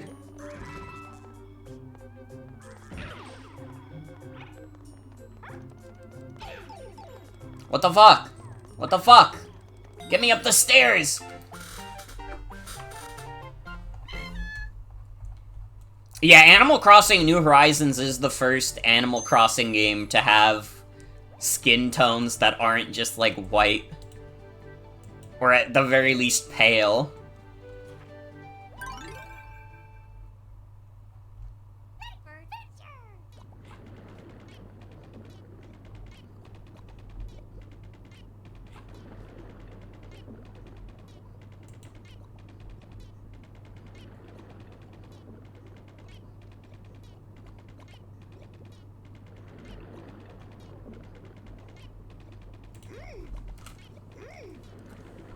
This guy, like, puttering about, like, it's like the fucking, like, opening of One by Metallica.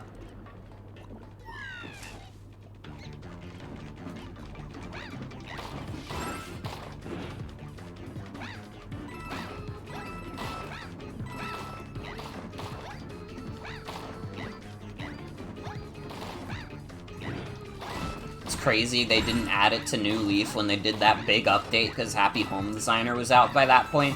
Did Happy Home Designer also have skin tone options? Are we gonna have to give a W to Animal Crossing Happy Home Designers? Yes? Damn. Alright, I gotta hand it to Happy Home Designer on one thing. Because that is cool. That is, like, a very nice feature. That is good to have. You know, it should be in all the Animal Crossing games, to be honest.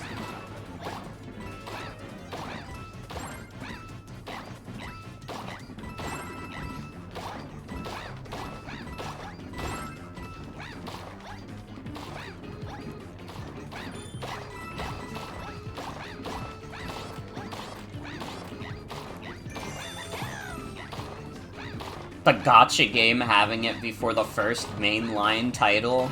God. God.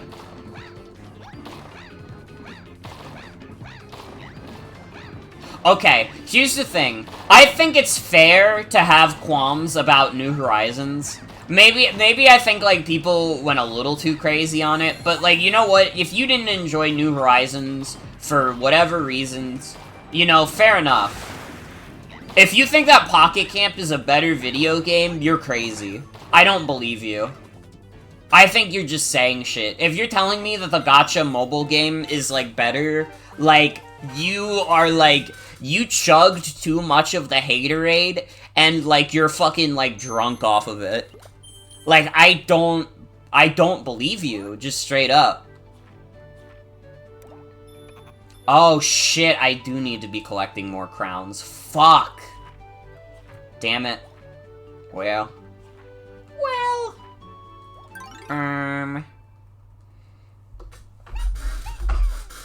See, I don't mind being a hater to gacha games, because I think if anybody, like, tries to, like, defend gacha games to me, it's like, dude, you're defending the casino.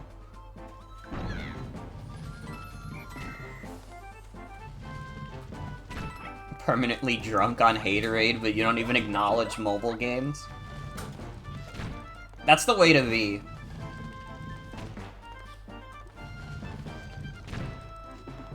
I don't know, listen, I don't even think it's too haters to be like, I'm not gonna play, like, a shitty mobile game. Cause, like, you shouldn't. It's not right. It's not the way of the world. It's not what we were meant to do.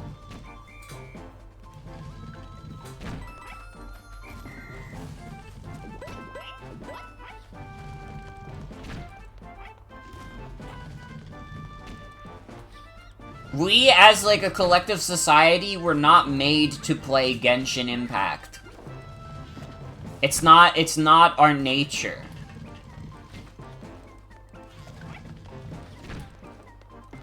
Like, again, I don't like being too much of a hater, but, like, in terms of, like, gacha games, like, you're never gonna get me to be nice about them. You're never gonna change my mind on them. I think they're all, like, straight doo-doo.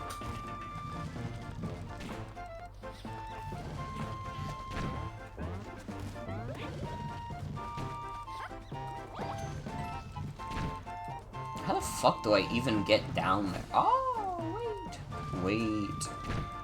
I think I might see the pathway forward.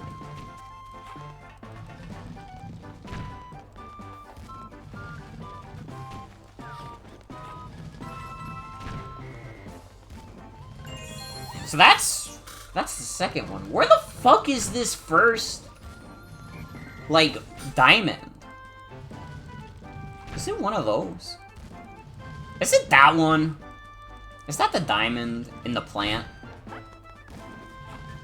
Humans were meant to eat berries, sleep, play controller, literally. You understand. I don't know. It's like, telling me that Animal Crossing Pocket Camp is better than New Horizons would be like if someone was like, yeah, Fire Emblem Heroes is better than, like, Three Houses or Engage. Like, you could fucking complain about those games all day, and you would probably have some pretty valid points, but also, like, dude, are you fucking stupid? Are you insane? I don't believe you.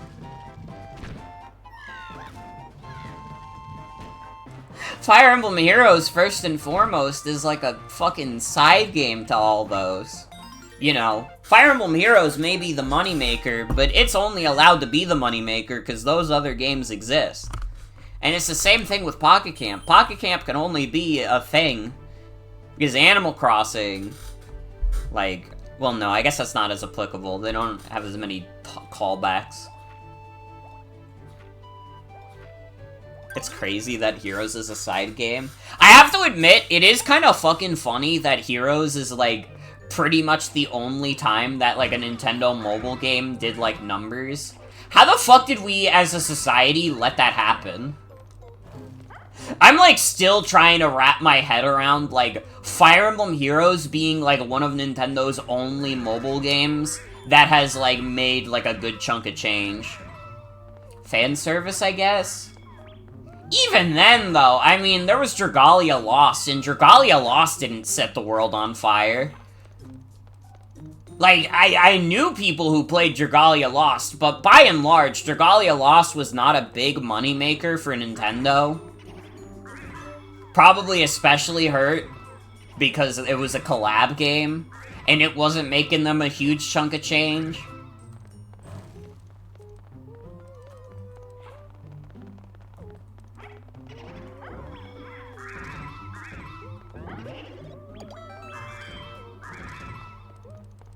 I've said it before, but I would have played Dragalia if it was, like, a console game instead of, like, you know, epic gotcha moment.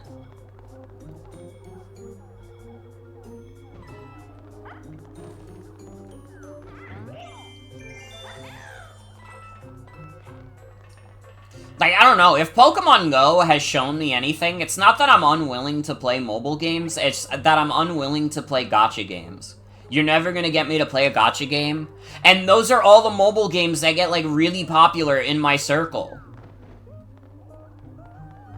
Like, I don't know why, aside from Pokemon Go, the only mobile games that get popular with people I know are gacha games. And I'm not playing those, I'm sorry.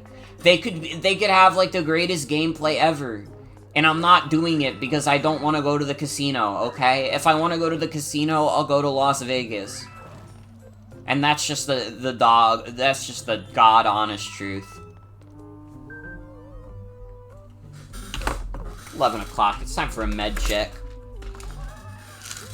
If you have meds to take them now. What mobile games are popular besides gacha and puzzle games? Pokemon Go. That's like it. Hi, Splee, welcome. Welcome, welcome.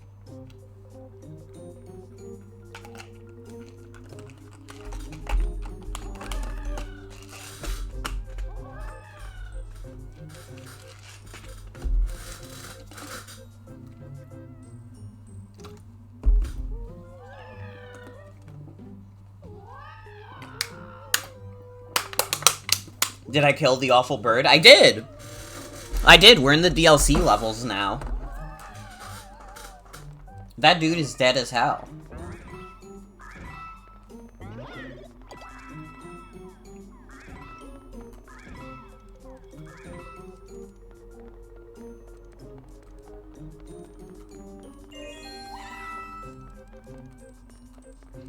My mom is, like, obsessed with those word games, also. You know those games on the phone that's, like...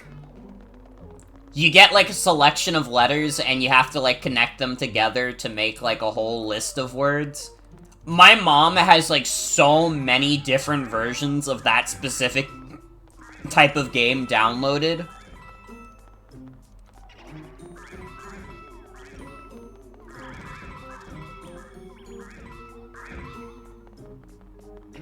It's like the ultimate, like, middle-aged woman, like, video game. Like, it's understandable. You play those occasionally yourself?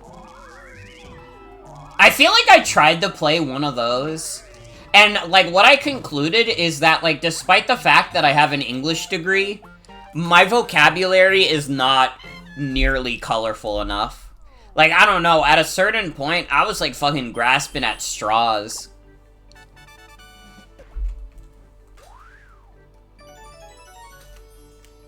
Middle-aged women know what's up sometimes? I mean, middle-aged women always know what's up in my beautiful world. Which is real fucking life.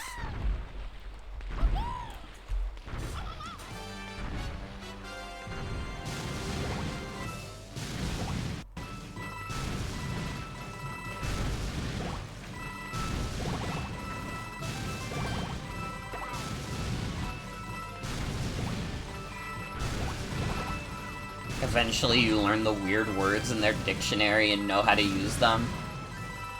That is fair. That is fair.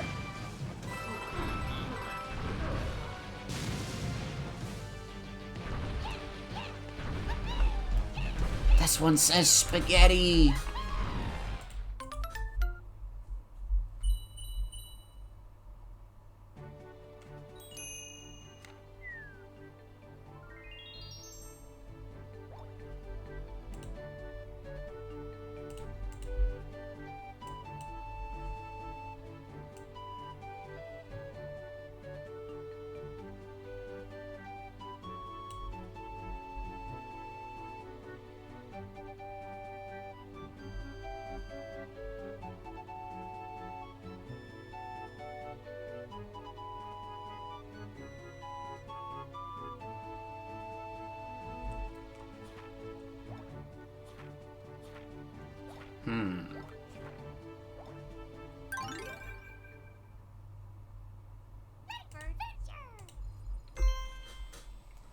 Sorry, I saw a Dungeon Meshi clip online and I had to watch it. Dude, I need to watch that show.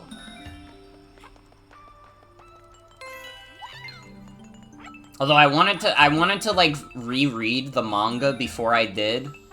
And then I like only read like 10 chapters and then I stopped. Not because I wasn't having a good time, but because I got distracted by video games. Which is always the way of the world. Most media that isn't video games get, like, put to the wayside.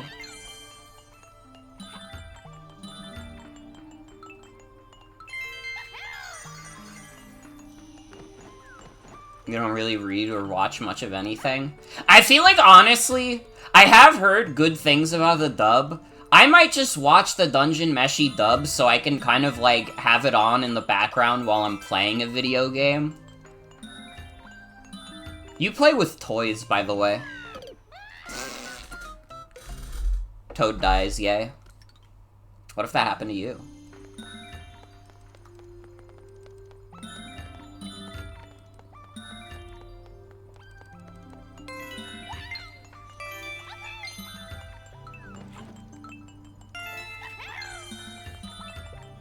Do not keep up with recent anime at all. Last one you caught up with in real time was Izuken. Dude, I remember thinking Izuken was sick as fuck. That was a good show.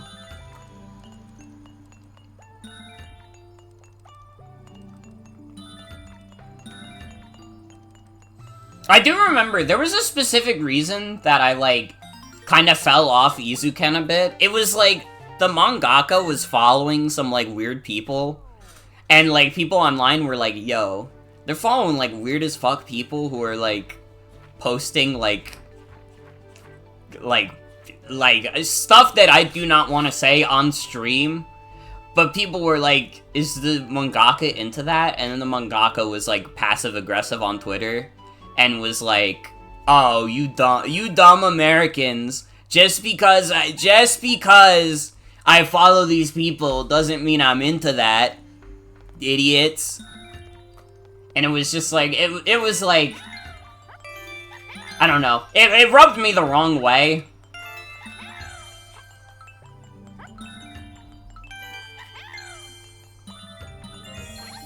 It's basically like the Japanese mangaka equivalent of being a guy who follows like a bunch of like shitty like Newgrounds porn artists or something.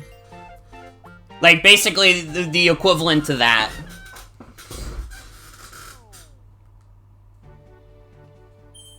I don't think that takes away from the show itself, also, to be fair. I think that Izuken is still extremely good, and I think it really speaks to something about, like, the creative process as a whole. And, like, listen, I will say also, that is probably not enough to, like, listen, in terms of, like, popular anime, like, that's not the most fucked up thing that a popular mangaka has done. I don't even want to talk, like, I don't ever want to have to talk about the One Piece guy in terms of what he does outside of One Piece. I think that most people in the world have agreed to not talk about the One Piece guy in regards to anything he's done that isn't One Piece.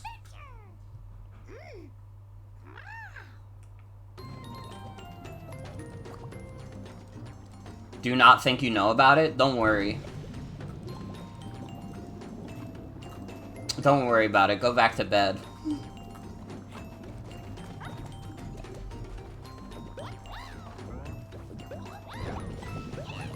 Yeah, we got the food level.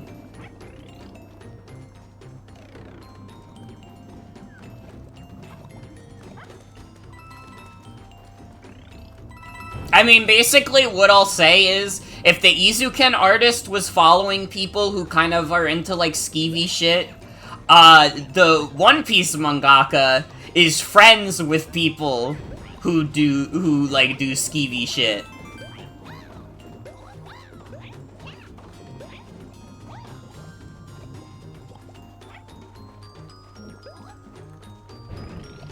Think you know what I'm referring to? Yeah. Again, I feel like most people in the world have decided, like, just not to talk about it.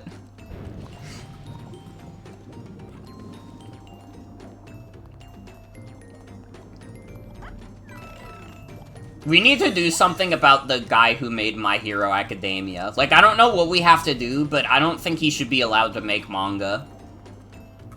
Like, that's the popular manga guy that, like, scares me the most.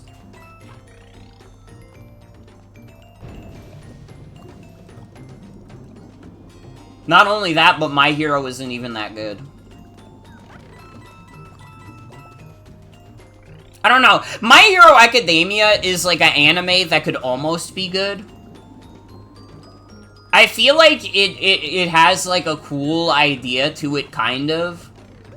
But it just ends up being like not that interesting. Every time you see a new panel of Boku no Hero Academia, the mouths have started taking up even more of the face. Almost watched it for All Might only, so you think that says everything about you. To be fair, All Might is cool. There are some cool characters in it.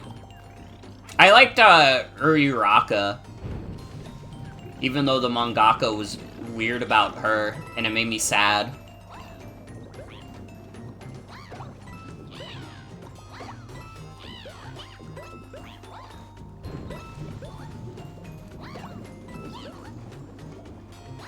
Again, something has to be done about this dude. I'm like seeing this one diamond be like so up in my face, and it's like ticking me off that I can't get it. Oh, I think I have to get to the other side. There are a lot of manga that are cool characters manga. It's true, it's true. I think that, like, manga culture is, like, very interesting compared to, like, the culture of, like, American comics.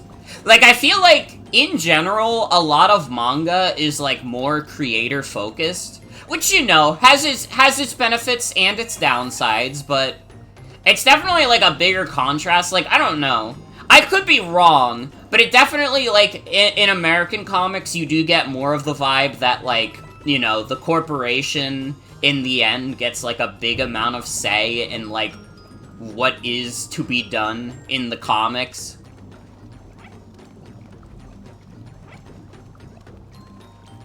I could be off base with that. I don't read a lot of comics. I've probably actually read more manga than I have comics. But, like, aside from, like, obvious people like a Stan Lee, like, you don't really hear too much about, like, the specific comic creators and, like, the impact that they have.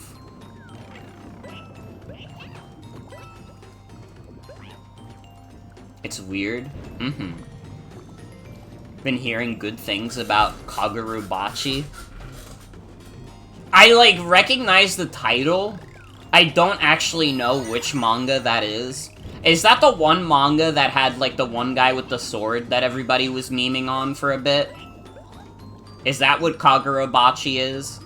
And, like, maybe that's mean of me to say, but that was the first thing I thought of. I'm sorry. Oh, if it's good, that's good. It's good to have more good media in the world.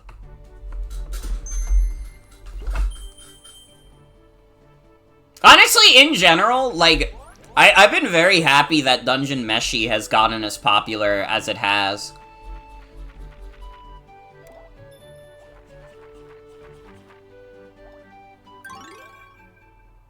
How do we explain it other than a lot of times in American comics is they get away with writing certain characters way out of character and fans have to deal with that until the specific writer is done writing for that series? Aishi. Dungeon Meshi kinda is the GOAT.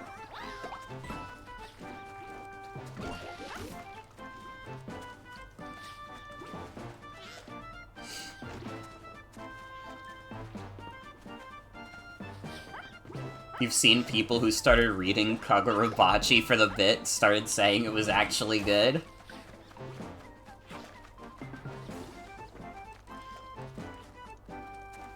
If you're in the right circles, people do talk about American comic creators, but publishers do hold a lot of sway. Yeah, I think in general, I don't think it's off base for me to say that manga artists kind of get more say in, like, how their manga goes. Most mangas end when the original creator says it does. Compare that to Batman? True.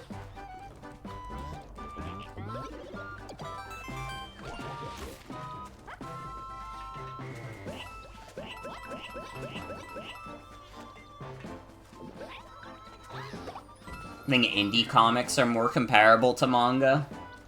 That could be. You might be onto something.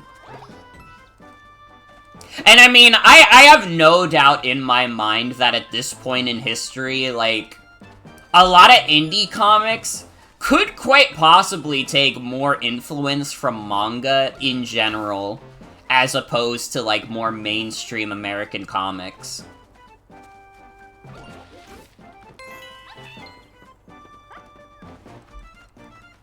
Like, I mean, no doubt there are a lot of anime nerds who make our media now.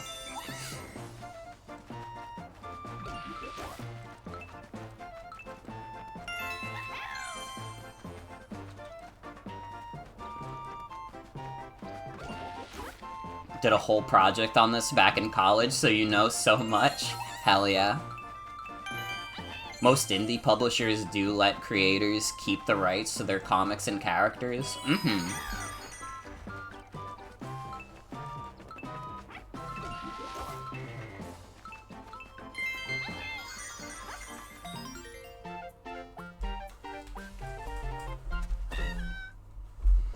I need to grab a snack.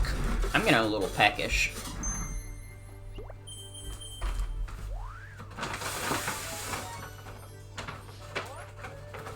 I'm gonna get some Pop-Tarts.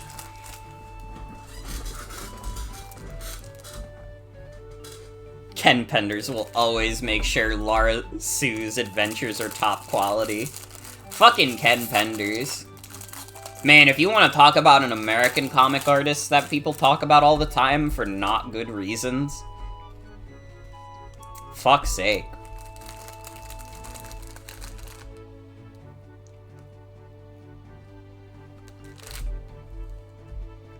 I did see the Megamind sequel being real.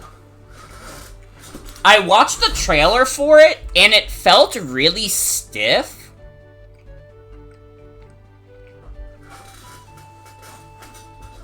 Like, I don't know, I was watching it, and, like, the animation was, like, not very expressive, which feels weird, because Megamind was a pretty animated movie.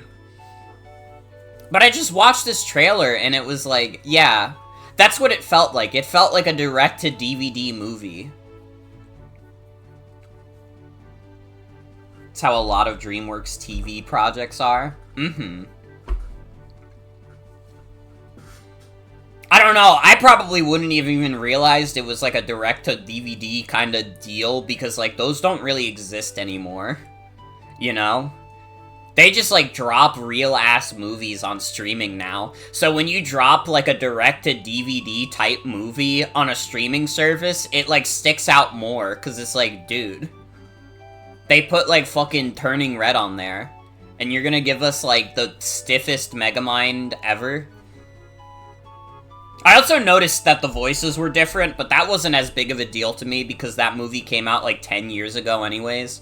And, like, I don't know, it had a bunch of celebrities in it, so they probably weren't that easy to get back. What even is a DVD? I don't know, I've seemed to have forgotten.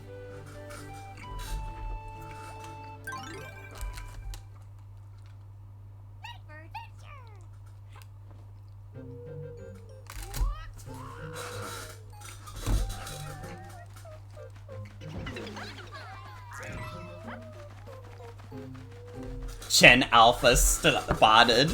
God.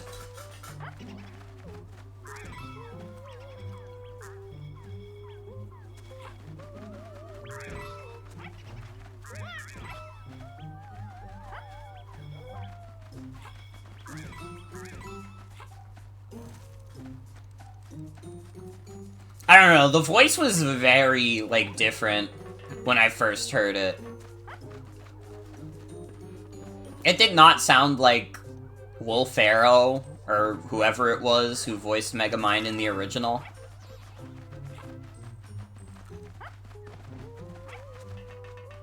But maybe that's not the point.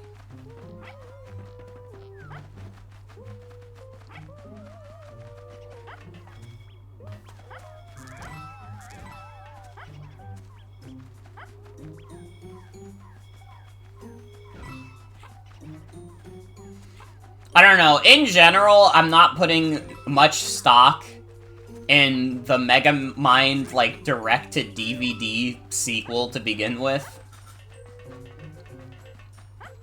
Like, whether or not it's good or bad does not affect me, because I think I have, like, very little interest in it to begin with.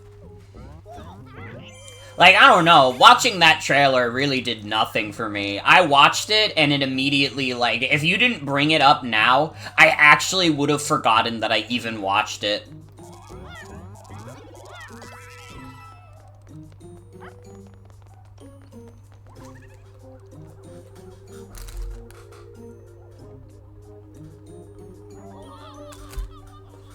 Megamind itself is a pretty good movie, though.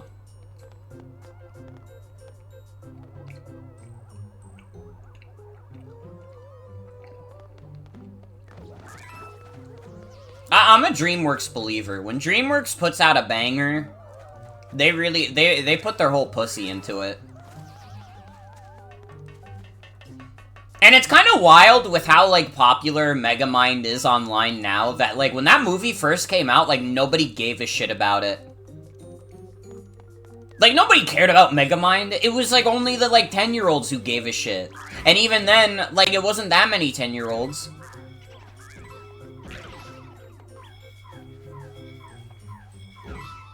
You know, I brought up maybe last night that I was a pretentious kid. You were too. You were above DreamWorks movies by the time Megamind came out. Well, you're like 29, right? Megamind came out when you were like probably like a teenager. Because I think it was like 2010. Wasn't it? Oh, you're 27? Wait, sorry, I made you older than you actually are?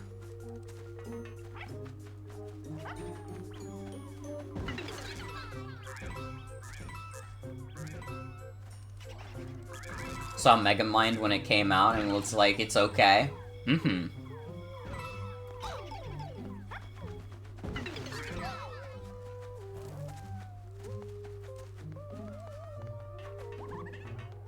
I don't know, for some reason, in terms of, like, me being a pretentious kid, I was never pretentious about, like, DreamWorks or anything.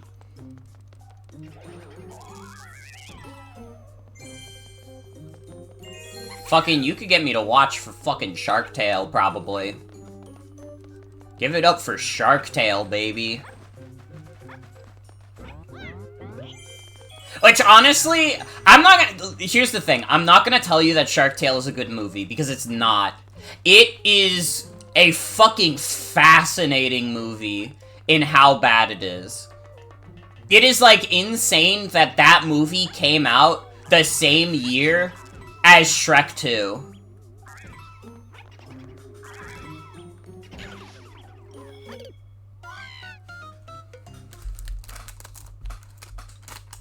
Definitely lost that as DreamWorks had more interesting output and as Pixar's output became a lot more boring. I don't really know what, like, modern DreamWorks is up to. I did see the new Puss in Boots movie. That movie was really good, but that's, like, kind of the only, like, more recent DreamWorks movie that I've seen. Like, I don't know, dude. I've never seen, like, any of the How to Train Your Dragon movies.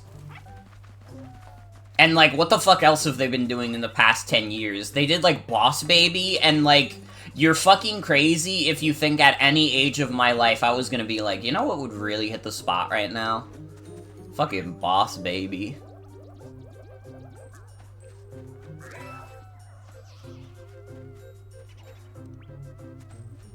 Fair enough, also. Fair enough.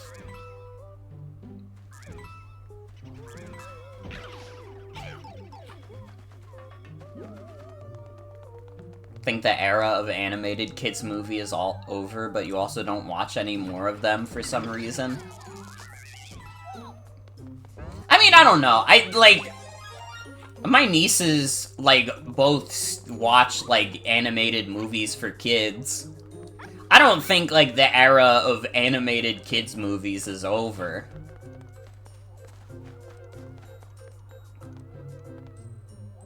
I'm sure there are gonna be little babies who are gonna be hyped as fuck for Shrek 5, even though they didn't, like, see, like, Shrek 1 through 4.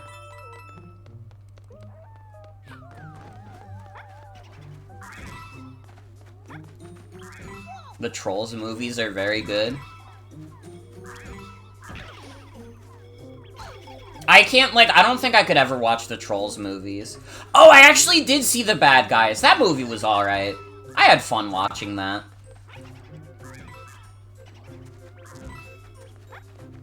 Wow, the furry liked watching The Bad Guys? Holy shit.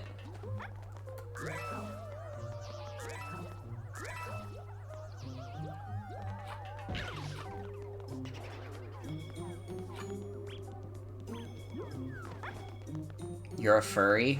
I know. I know. The cat icon could have fooled anyone.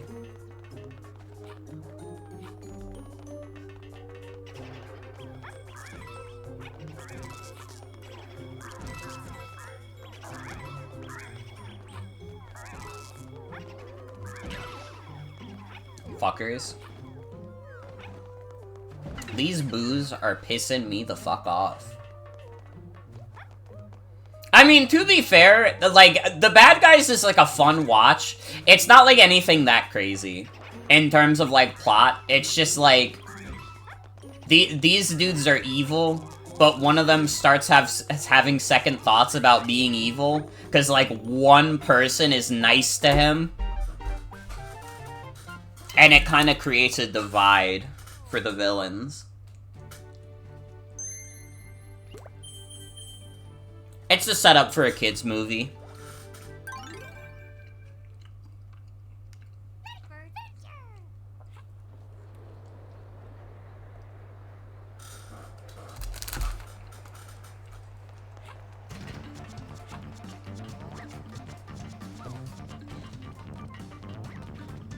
Okay, the music starting when you start flipping the panels kind of goes hard.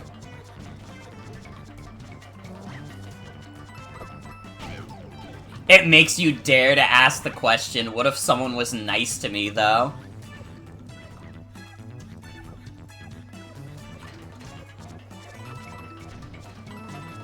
And I mean, like...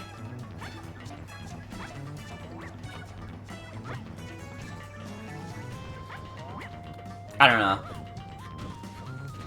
Kinda stopped paying attention outside of Spider-Verse and Mario, though you're an aunt now, so you're sure you'll have opinions on kids' movies soon enough. Yeah, I think, like, because I've been an aunt for a few years, like, loath as I am to admit it, I do have some opinions on movies for kids.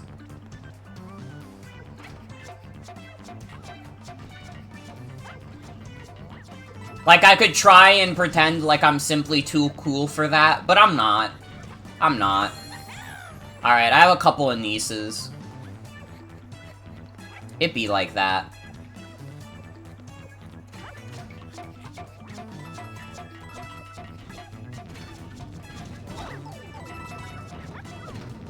And I mean, also, to be fair, if they pander to me with a franchise I like, I'll probably go and see that.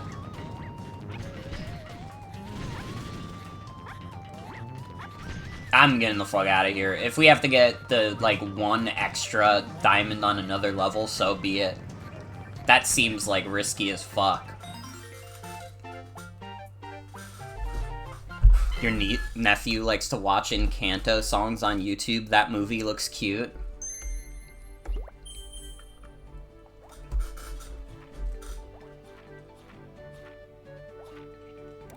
See, I can't watch that movie. Not because I think it's like a bad movie, but because I think about it, and I'm like, they let Lin-Manuel Miranda do the soundtrack.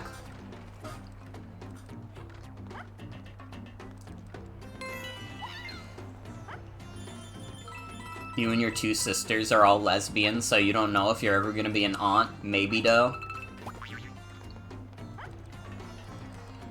I'm an aunt from both... Well, no.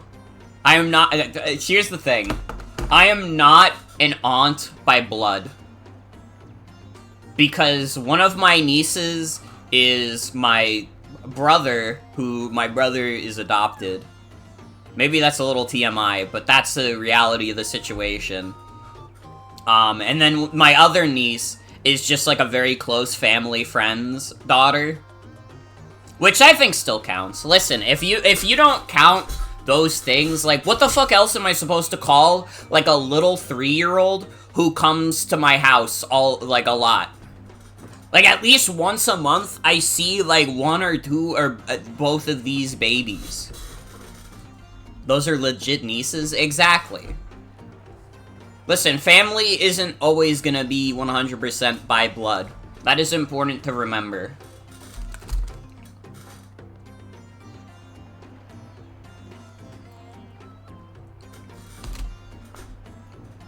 But I did luck out because all of my blood siblings are, like, trans and gay.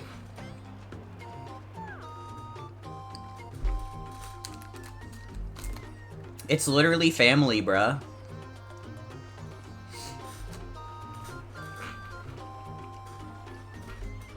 So I get to, I really did luck out. I get to have the experience of both being an aunt and also being in a family where, like, multiple of my siblings are also gay.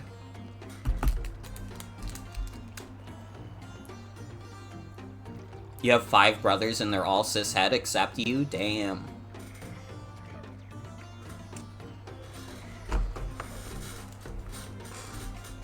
But yeah, motherfucker Morgan gets to live the best of both worlds. Truly.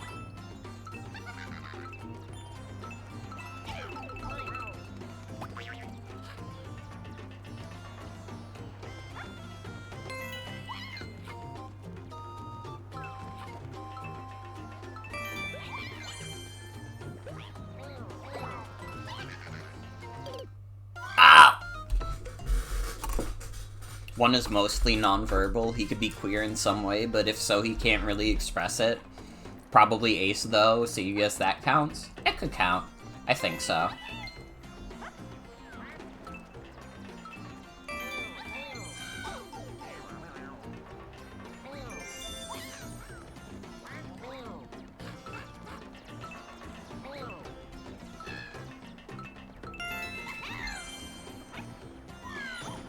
Oh, no! I can't get that.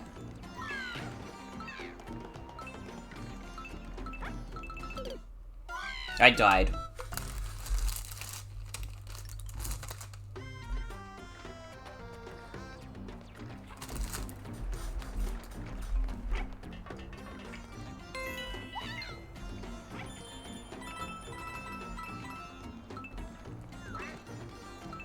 This level is huge. It really is.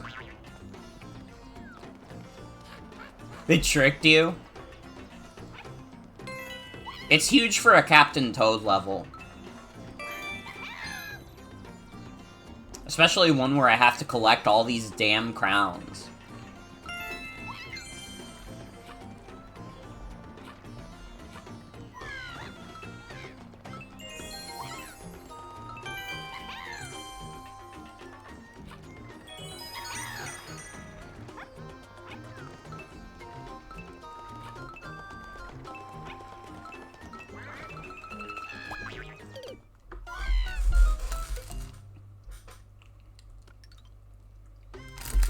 Good thing I have a shit ton of extra lives.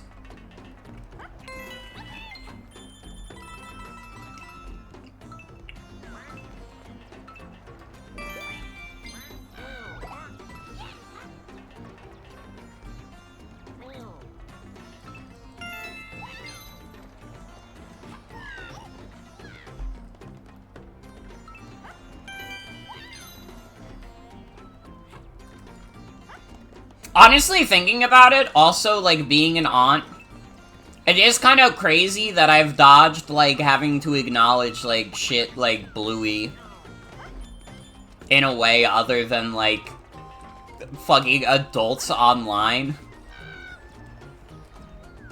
I think, like, one of my nieces is a Bluey fan, too.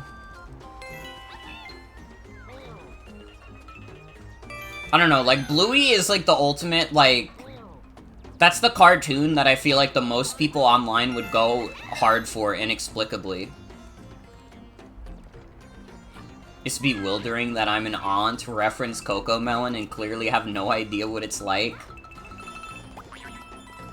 Well, neither of my nieces are, like, iPad babies.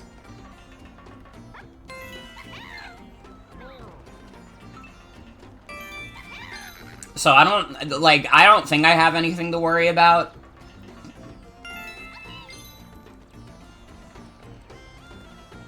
It's on TV too.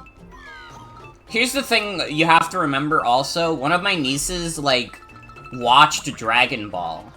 Like, she has better things going on in her life than watching CoComelon. Like, listen, you don't go from watching, like, Goku, like, do a Super Saiyan Blast to watching CoComelon. You like that's life-changing, watching Dragon Ball at that young of an age. You don't go backwards.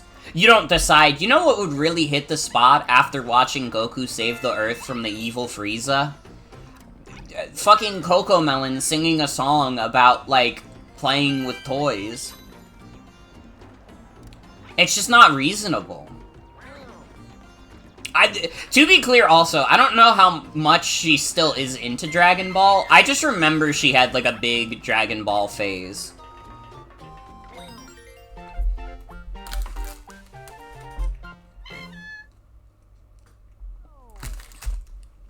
Like, she's probably gonna be a big anime kid. I have to make sure she doesn't get into One Piece. It is my mission. Because that shit is too long.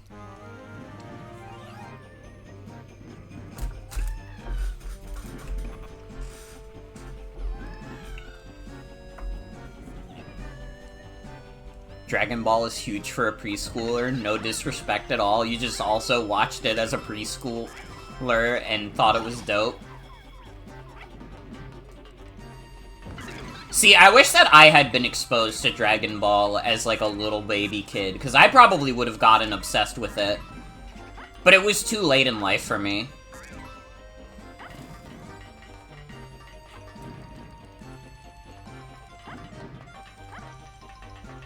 Like, I don't know. My thing with Dragon Ball has always been, I firmly believe that I would make, like, insanely good posts about Dragon Ball Z.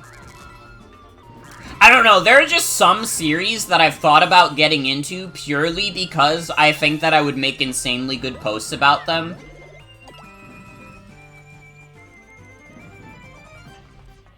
I feel this way about Metal Gear Solid as well. Metal Gear Solid is a video game series that I think if I got into, I would make really funny posts about it.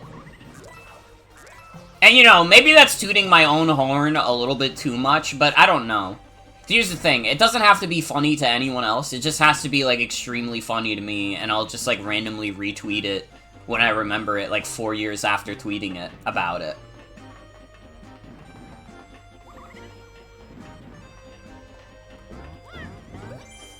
Metal Gear Solid is an extremely rich vein for posts. It really is. Boss, you killed a child?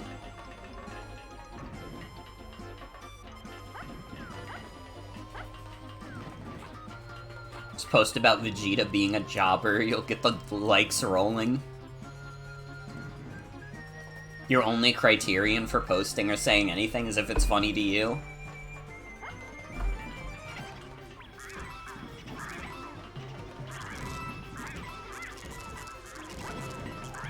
Again, when it comes to posting, I don't think I have a very abstract sense of humor when I'm, like, talking on stream. I feel like when I talk on stream, I'm, like, I don't know. I feel like I definitely have more of a dry sense of humor.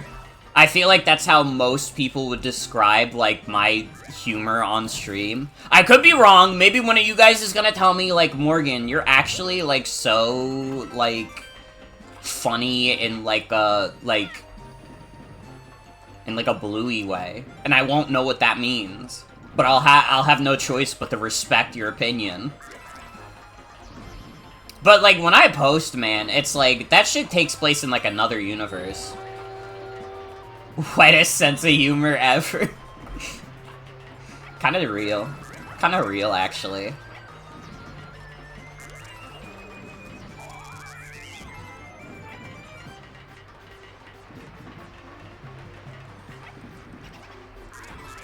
Okay.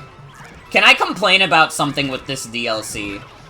Why the fuck are so many of these DLC levels just, like, levels we've already done? Like, why is this just a level we've already played, but it has ghosts on it?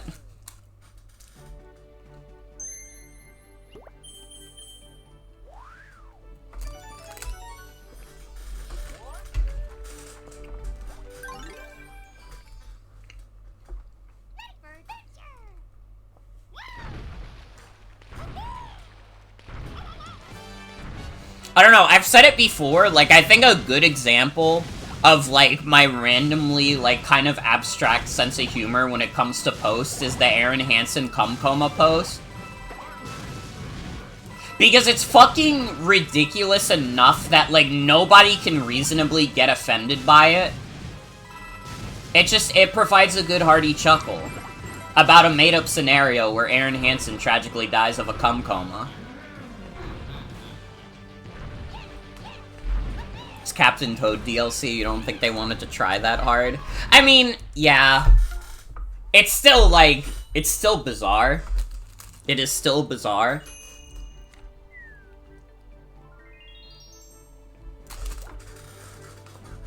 I mean, I could be one of the only people to ever play this on Twitch.tv.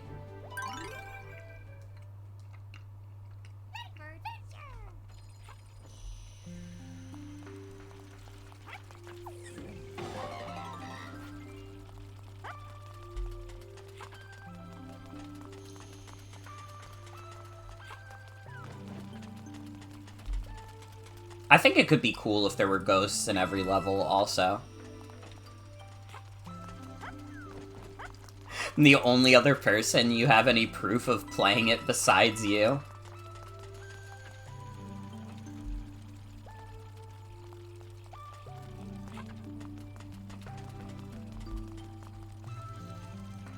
Yeah, I don't know. I'm like pretty sure I hopped on this shit day one. I was ready for the Captain Toad DLC.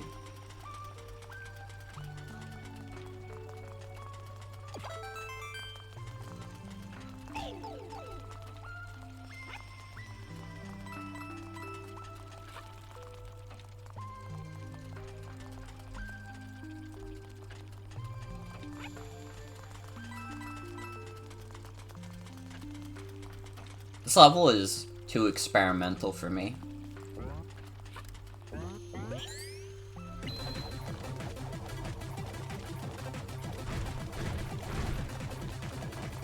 Okay. I got the crown without getting a single diamond. I guess I gotta get all the diamonds on the next level.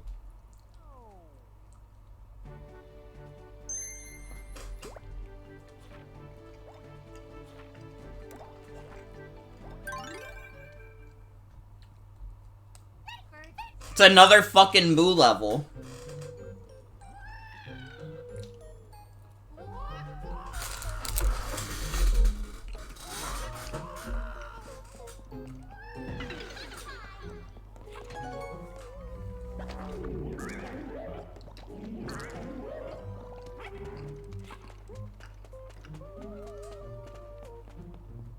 They really liked these, like, Captain Toad Double Cherry Boo levels, huh?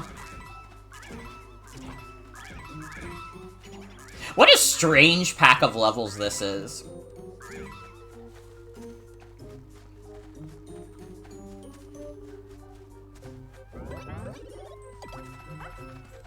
Captain Toad's headlamp defeating ghosts is really cute as an Easter egg, but making it a central game mechanic is not very compelling. What, you're not like rocking with having to defeat the ghosts with the headlamp on like every other DLC level? You're not rocking with it?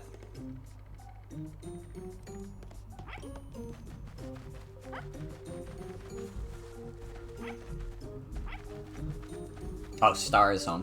For a second I heard a puppy coming up the stairs and I was like, why is there a doggy around?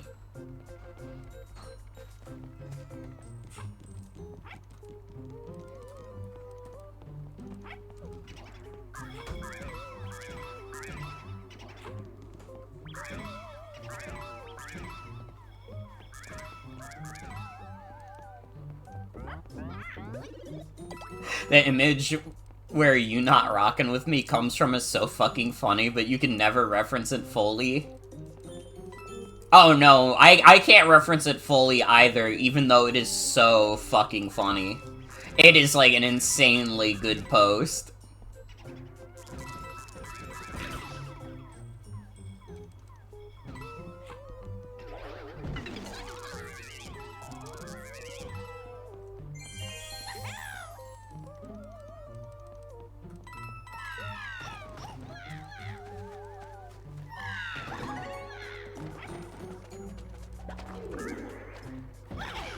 What the fuck?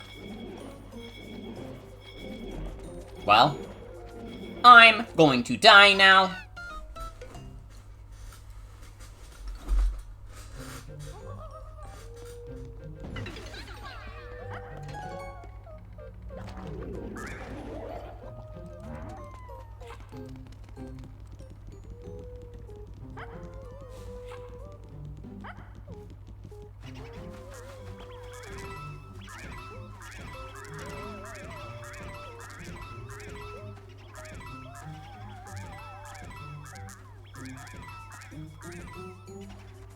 Can you?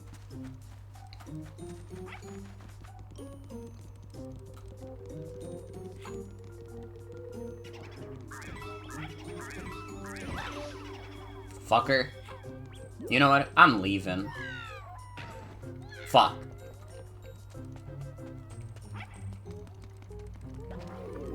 Well, this fucking sucks.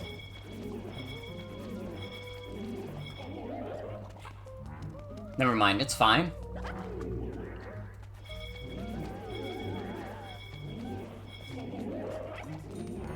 Guys, it's literally okay.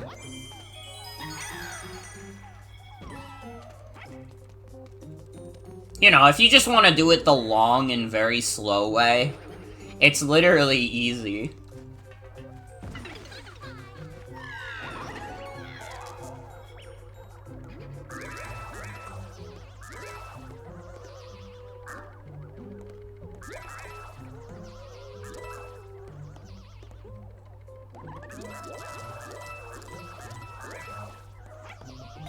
Alright, let's get the fuck out of here.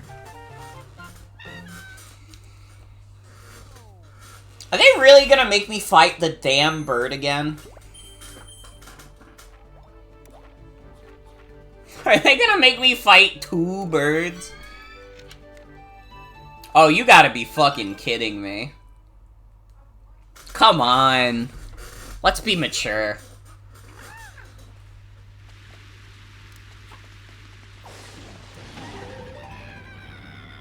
Okay, well at least it doesn't make me play a whole level. I'll deal with fighting 2 if I don't have to deal with a level.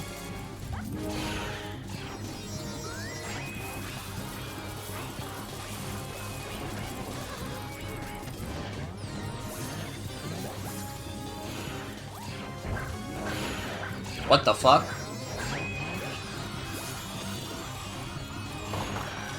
What the fuck?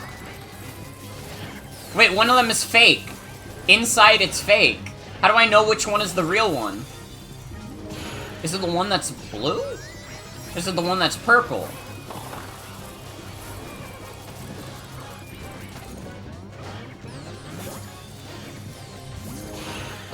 It's the Orpal one? Okay.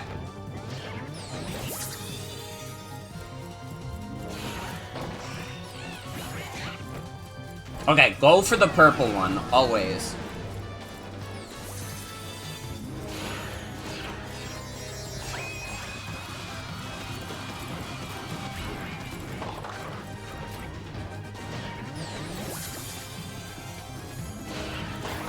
Let's go!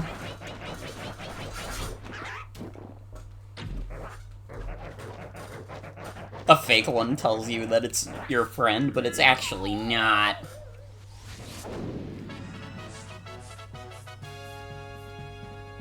The real one hates you openly. Well, that wasn't very hard at all. That was actually, like, really easy. I mean, it's not a very hard boss fight to begin with.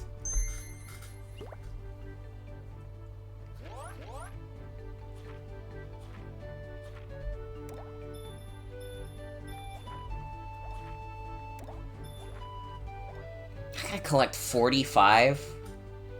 Shit. Do I have that unlocked on my regular save file? Because I kind of just don't want to have to go and grind more fucking gems just for this. Just so I can see the final level of the DLC.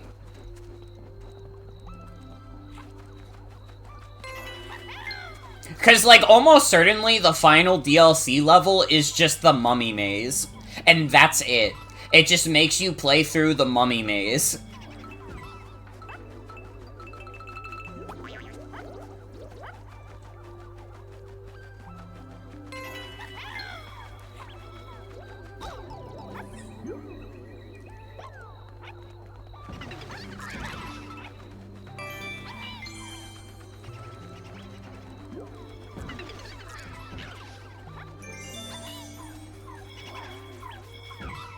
The mummy maze, but there's booze and a double cherry now.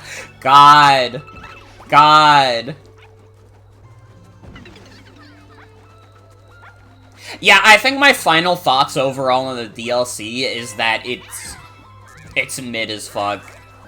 It might as well not exist. There's like a few good levels in there, and then there's just like a whole lot of fucking filler. Like, there's just... Like, I don't understand why there's so much filler.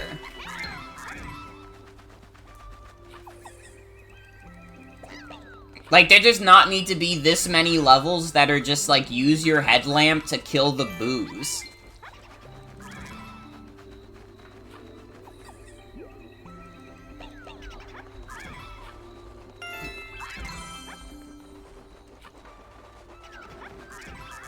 It's not very compelling as, like, a puzzle thing.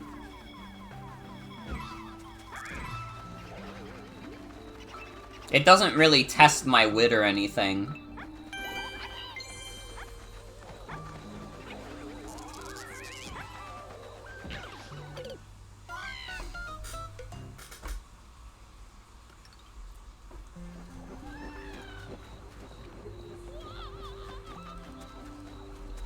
I don't know. I didn't remember the DLC being this mid. I gotta be real. I think, like, the Goomba ship made me think it was better than it was, but that's not even true because I didn't remember the Goomba ship being a DLC level. So I think, actually, the DLC left so little of an impression on me that I forgot all about it, and, like, I see why. I can see why. What a wet fart to end on. Like, for real.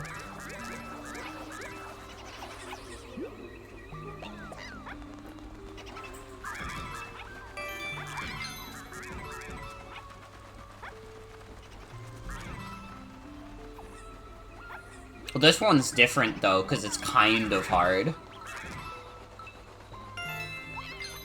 I would argue it's more annoying than hard, but... you know, it is harder.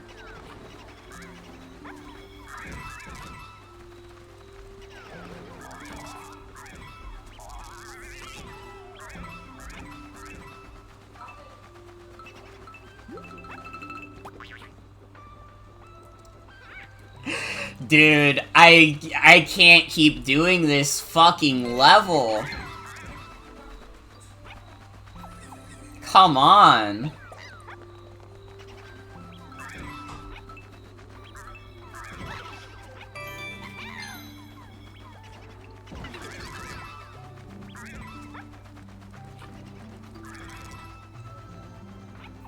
Enough is enough, Captain Toad.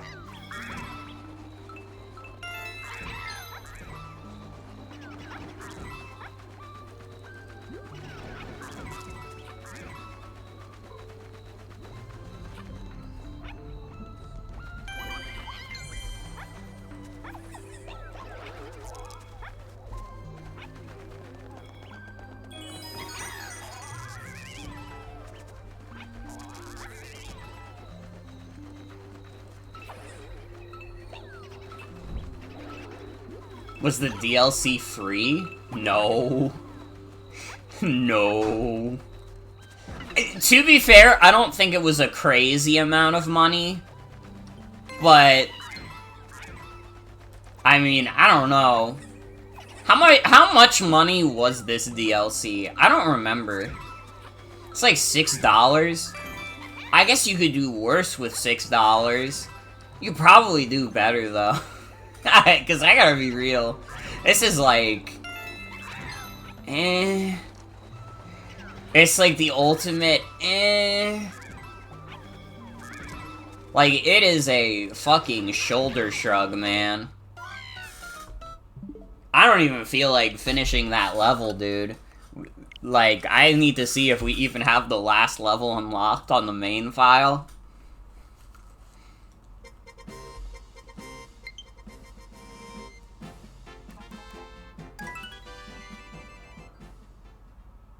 You gotta be fucking kidding me. Oh no, wait, I'm thinking the wrong one. Oops. It's special.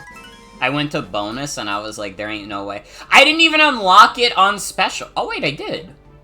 Wait, what the fuck? Wait, how did I unlock it? When it was 45 gems? I mean, I'm not gonna complain. Maybe they made it harder in an update. I don't fucking know.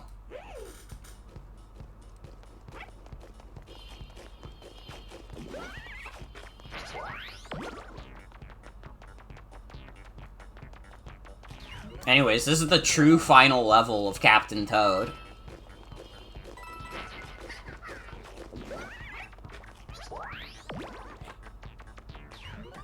Again, this isn't really much of a puzzle. This feels like weird to have this be what we end on. In general, I guess that's a big thing that's like a problem with the DLC, is it doesn't really feel very much like a puzzle thing at all.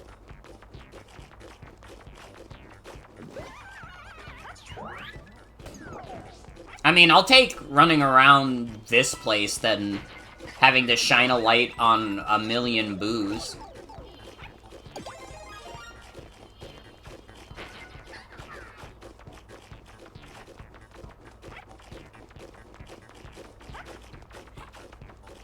I lost 1 billion boos in the blink of an eye, and the world just farking watched.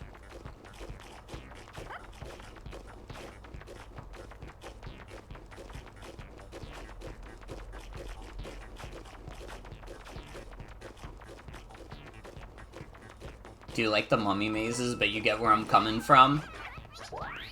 I think this is, like, fine. This is weird to have as the finale. Is all.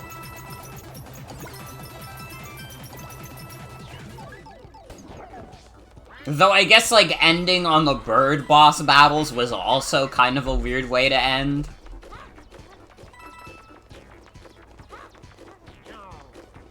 Because there's not really a puzzle element to those either.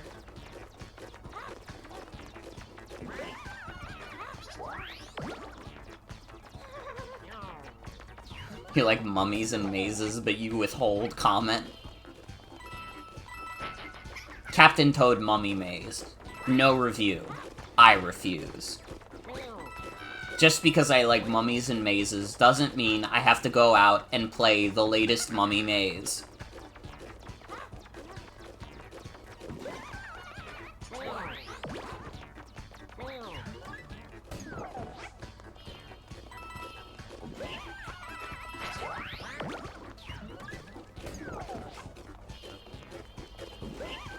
I am blazing through, though.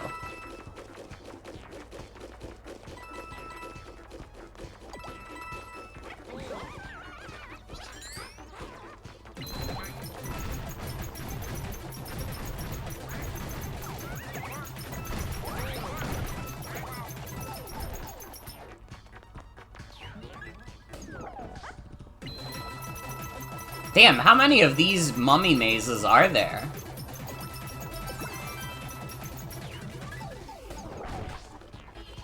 We're at number 11.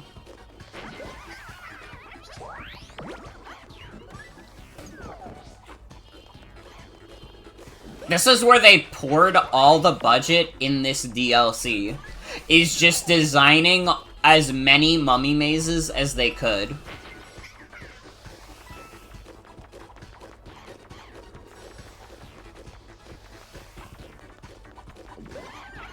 This is getting old pretty fast. Why? You don't like the mummy maze? The super secret final level of base game has 100 levels? Are you fucking kidding me? This does not have 100 levels. Do not tell me that this has 100 levels. That would be fucking crazy. I don't know if I have it in me to do 100 levels of this. Oh god. Oh god, is that why I have so many lives on this file?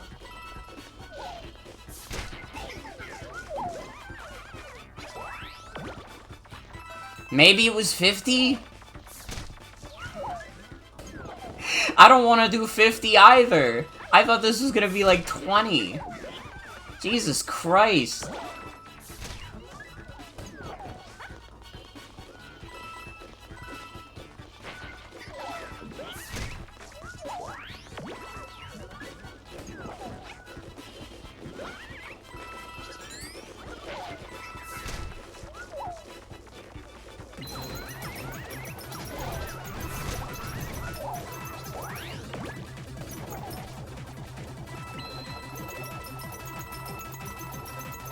Well, we're at 20 and it's still going.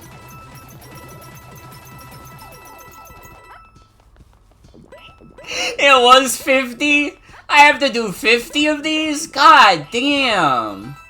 They really did. They put their whole pussy into the mummy maze.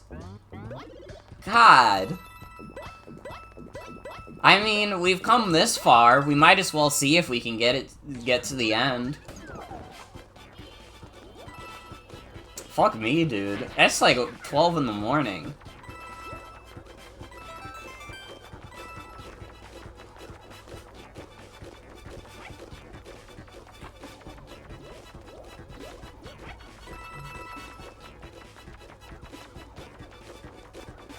This is like the funniest Champions Road equivalent they could have done.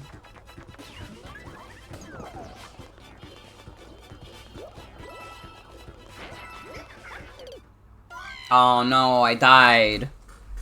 Oh no. Well, I'm not doing all that shit again.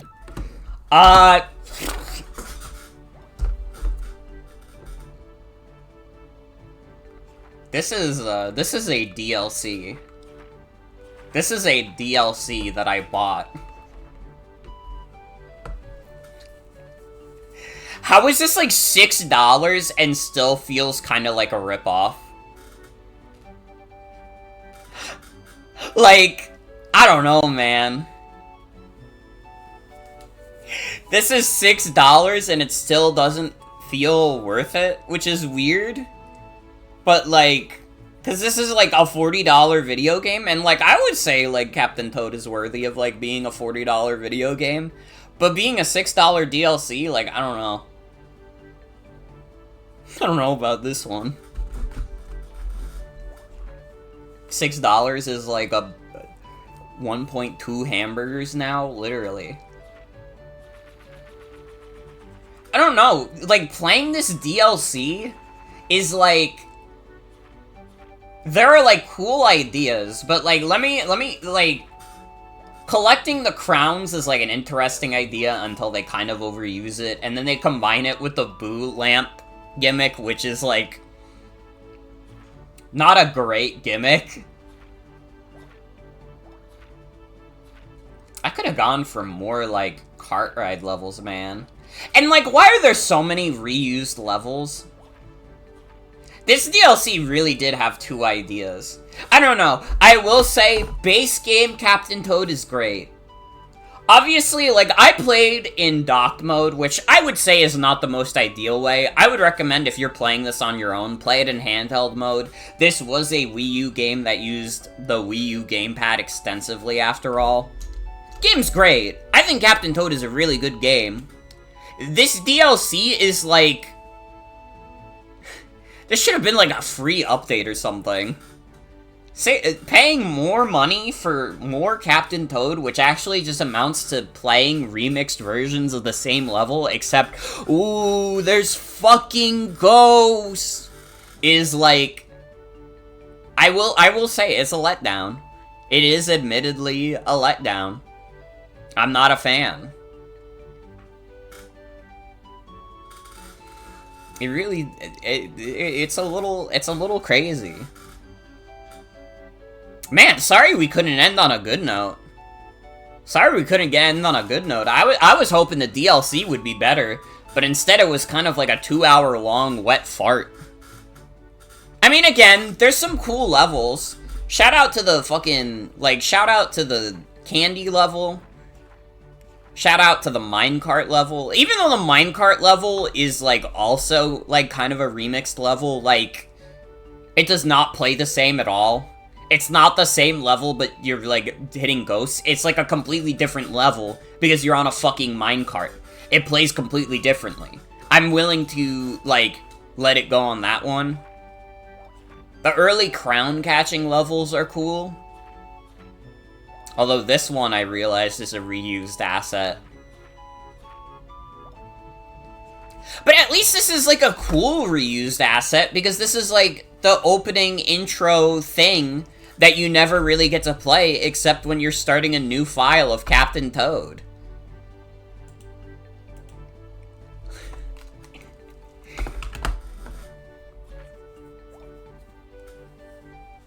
Goomba Galleon is cool. This is a cool idea for a level. I don't know, man. What? This is a DLC. Intro levels that you don't get to replay are artificial scarcity. Kinda true. Kinda true. I don't know. This is a DLC. Now who's ready for VR?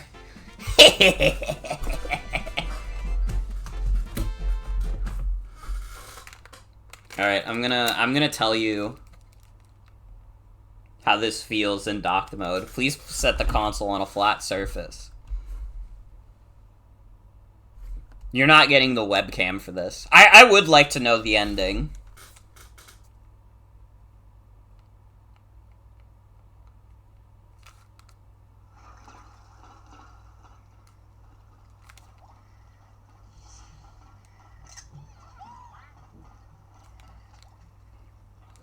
Dude, guys, you have no idea how cool this is.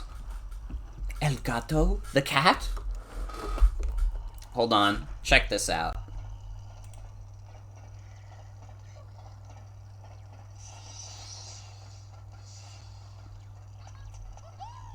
Shit, which one is the reset camera? Yo, look at Toad! Look at him! He's so blurry. It's like I'm really there. I don't want to, like, show my face, because I'm kind of disheveled right now. My hair never looks good after work.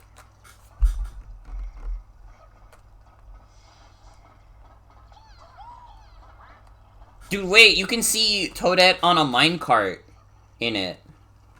But if I turn it around, it, like, resets the view. So it doesn't really work. Looking disheveled after work is a mood. It's mostly, like, because I know Dr. Phil is on screen. It's because after work, like, I always have to wear my hair in a ponytail at work, because I work with food. They don't want my hair all over the place and then potentially getting into the fucking food. But also, like, it makes my hair look bad when I get out of work. Unless, like, I really do a good job of brushing it before work, which usually doesn't happen because admittedly, I take my shower, like, maybe an hour before I have to go to work, and, like, I have long-ass hair, so it takes a while to dry. It takes a while to dry.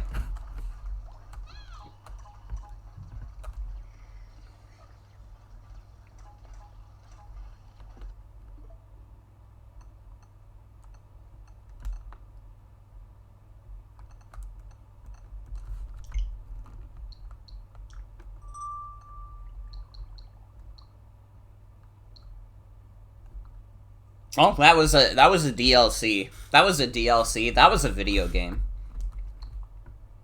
Does not sour my opinion on Captain Toad. I still think Captain Toad is great, and you should play it if you haven't gotten the chance. I think it's one of the more cool Wii U games. And at the very least, when you're playing it in handheld mode, you basically get the same experience. And it's a good one. It's a good one. Captain Toad is a good video game. By the way, did you guys know that this game has a 3DS version? And the 3DS version didn't come out at the same time as the Wii U version. The 3DS version of Captain Toad Treasure Tracker came out in 2018.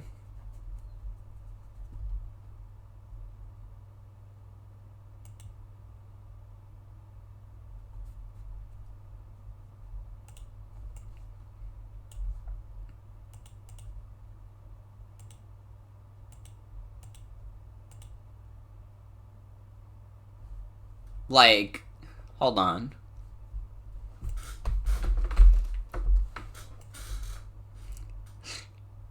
Are you guys seeing this? Stop. I want to see the gameplay.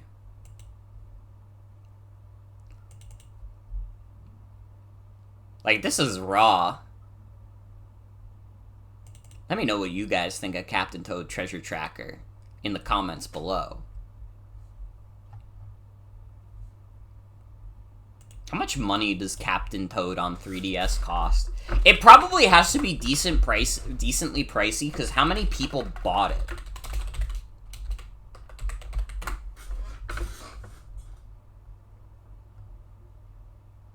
Well, I can buy it complete in box for $30, so that's actually less than I thought it was.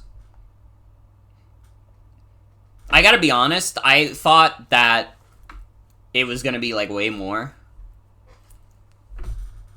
Yeah, both screens being the same is funny.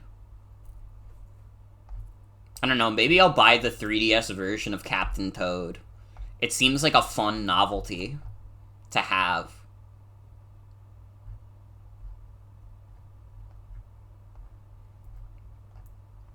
Like, honestly, I'm like the worst kind of collector. If I can buy something that's like kind of a cool party trick to be like, yeah, I have this. Why do I have it? I don't know, but I have it. Like, I'll fucking do it. It's my toxic trait. Alright? I own Sonic All-Stars Racing Transformed on Xbox 360 and Wii U, even though reasonably I would probably be playing neither version. Because I have it on Steam.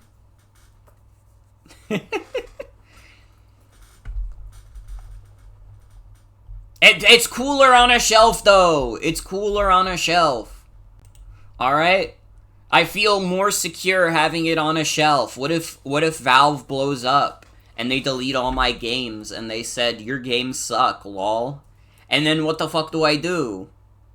Easy. I go on my shelf, I either pick the Wii U or Xbox 360 version of Sonic All-Stars Racing Transformed, and it's like I've lost nothing. Well, anyways, it's past midnight. I don't feel like transitioning into another segment, even though this is a little shorter than I usually stream, but it's fine. It's fine. We didn't have that much left to do in Captain Toad. We had like an hour of the main game left and then 2 hours of DLC. This is a video game. It's a good one. It's a good one. Don't buy the DLC, though. I think that you're kind of, like, ripping yourself off if you buy the DLC. Unless you're really, really itching to go ghost hunting. I mean, if that sounds right up your alley, go ahead and get it. Anyways. That's gonna be it for tonight's stream. I want to thank you all for coming. Hope y'all have a good night and take care. $6, you can buy part of a real headlamp. True. Thank you for the stream. No problem. Thank you for coming. I'll be back tomorrow, probably, with, Paper Mario. And then Saturday, we will be doing a variety hour. I will be playing Jackbox with friends. Fingers crossed I don't have to cancel it again. Fingers crossed a bunch of my friends can attend Jackbox on Saturday. We'll see, though. We'll see. And then I'll let you guys know my general schedule for next week when I come up with it. I think that now that we're done with Captain Toad, this was a nice little diversion, but it's time. It's time. I think next week we're gonna start Spider-Man. We're gonna play his spider freaking game. But I'll see you all then. Have a good night, everybody. Take care.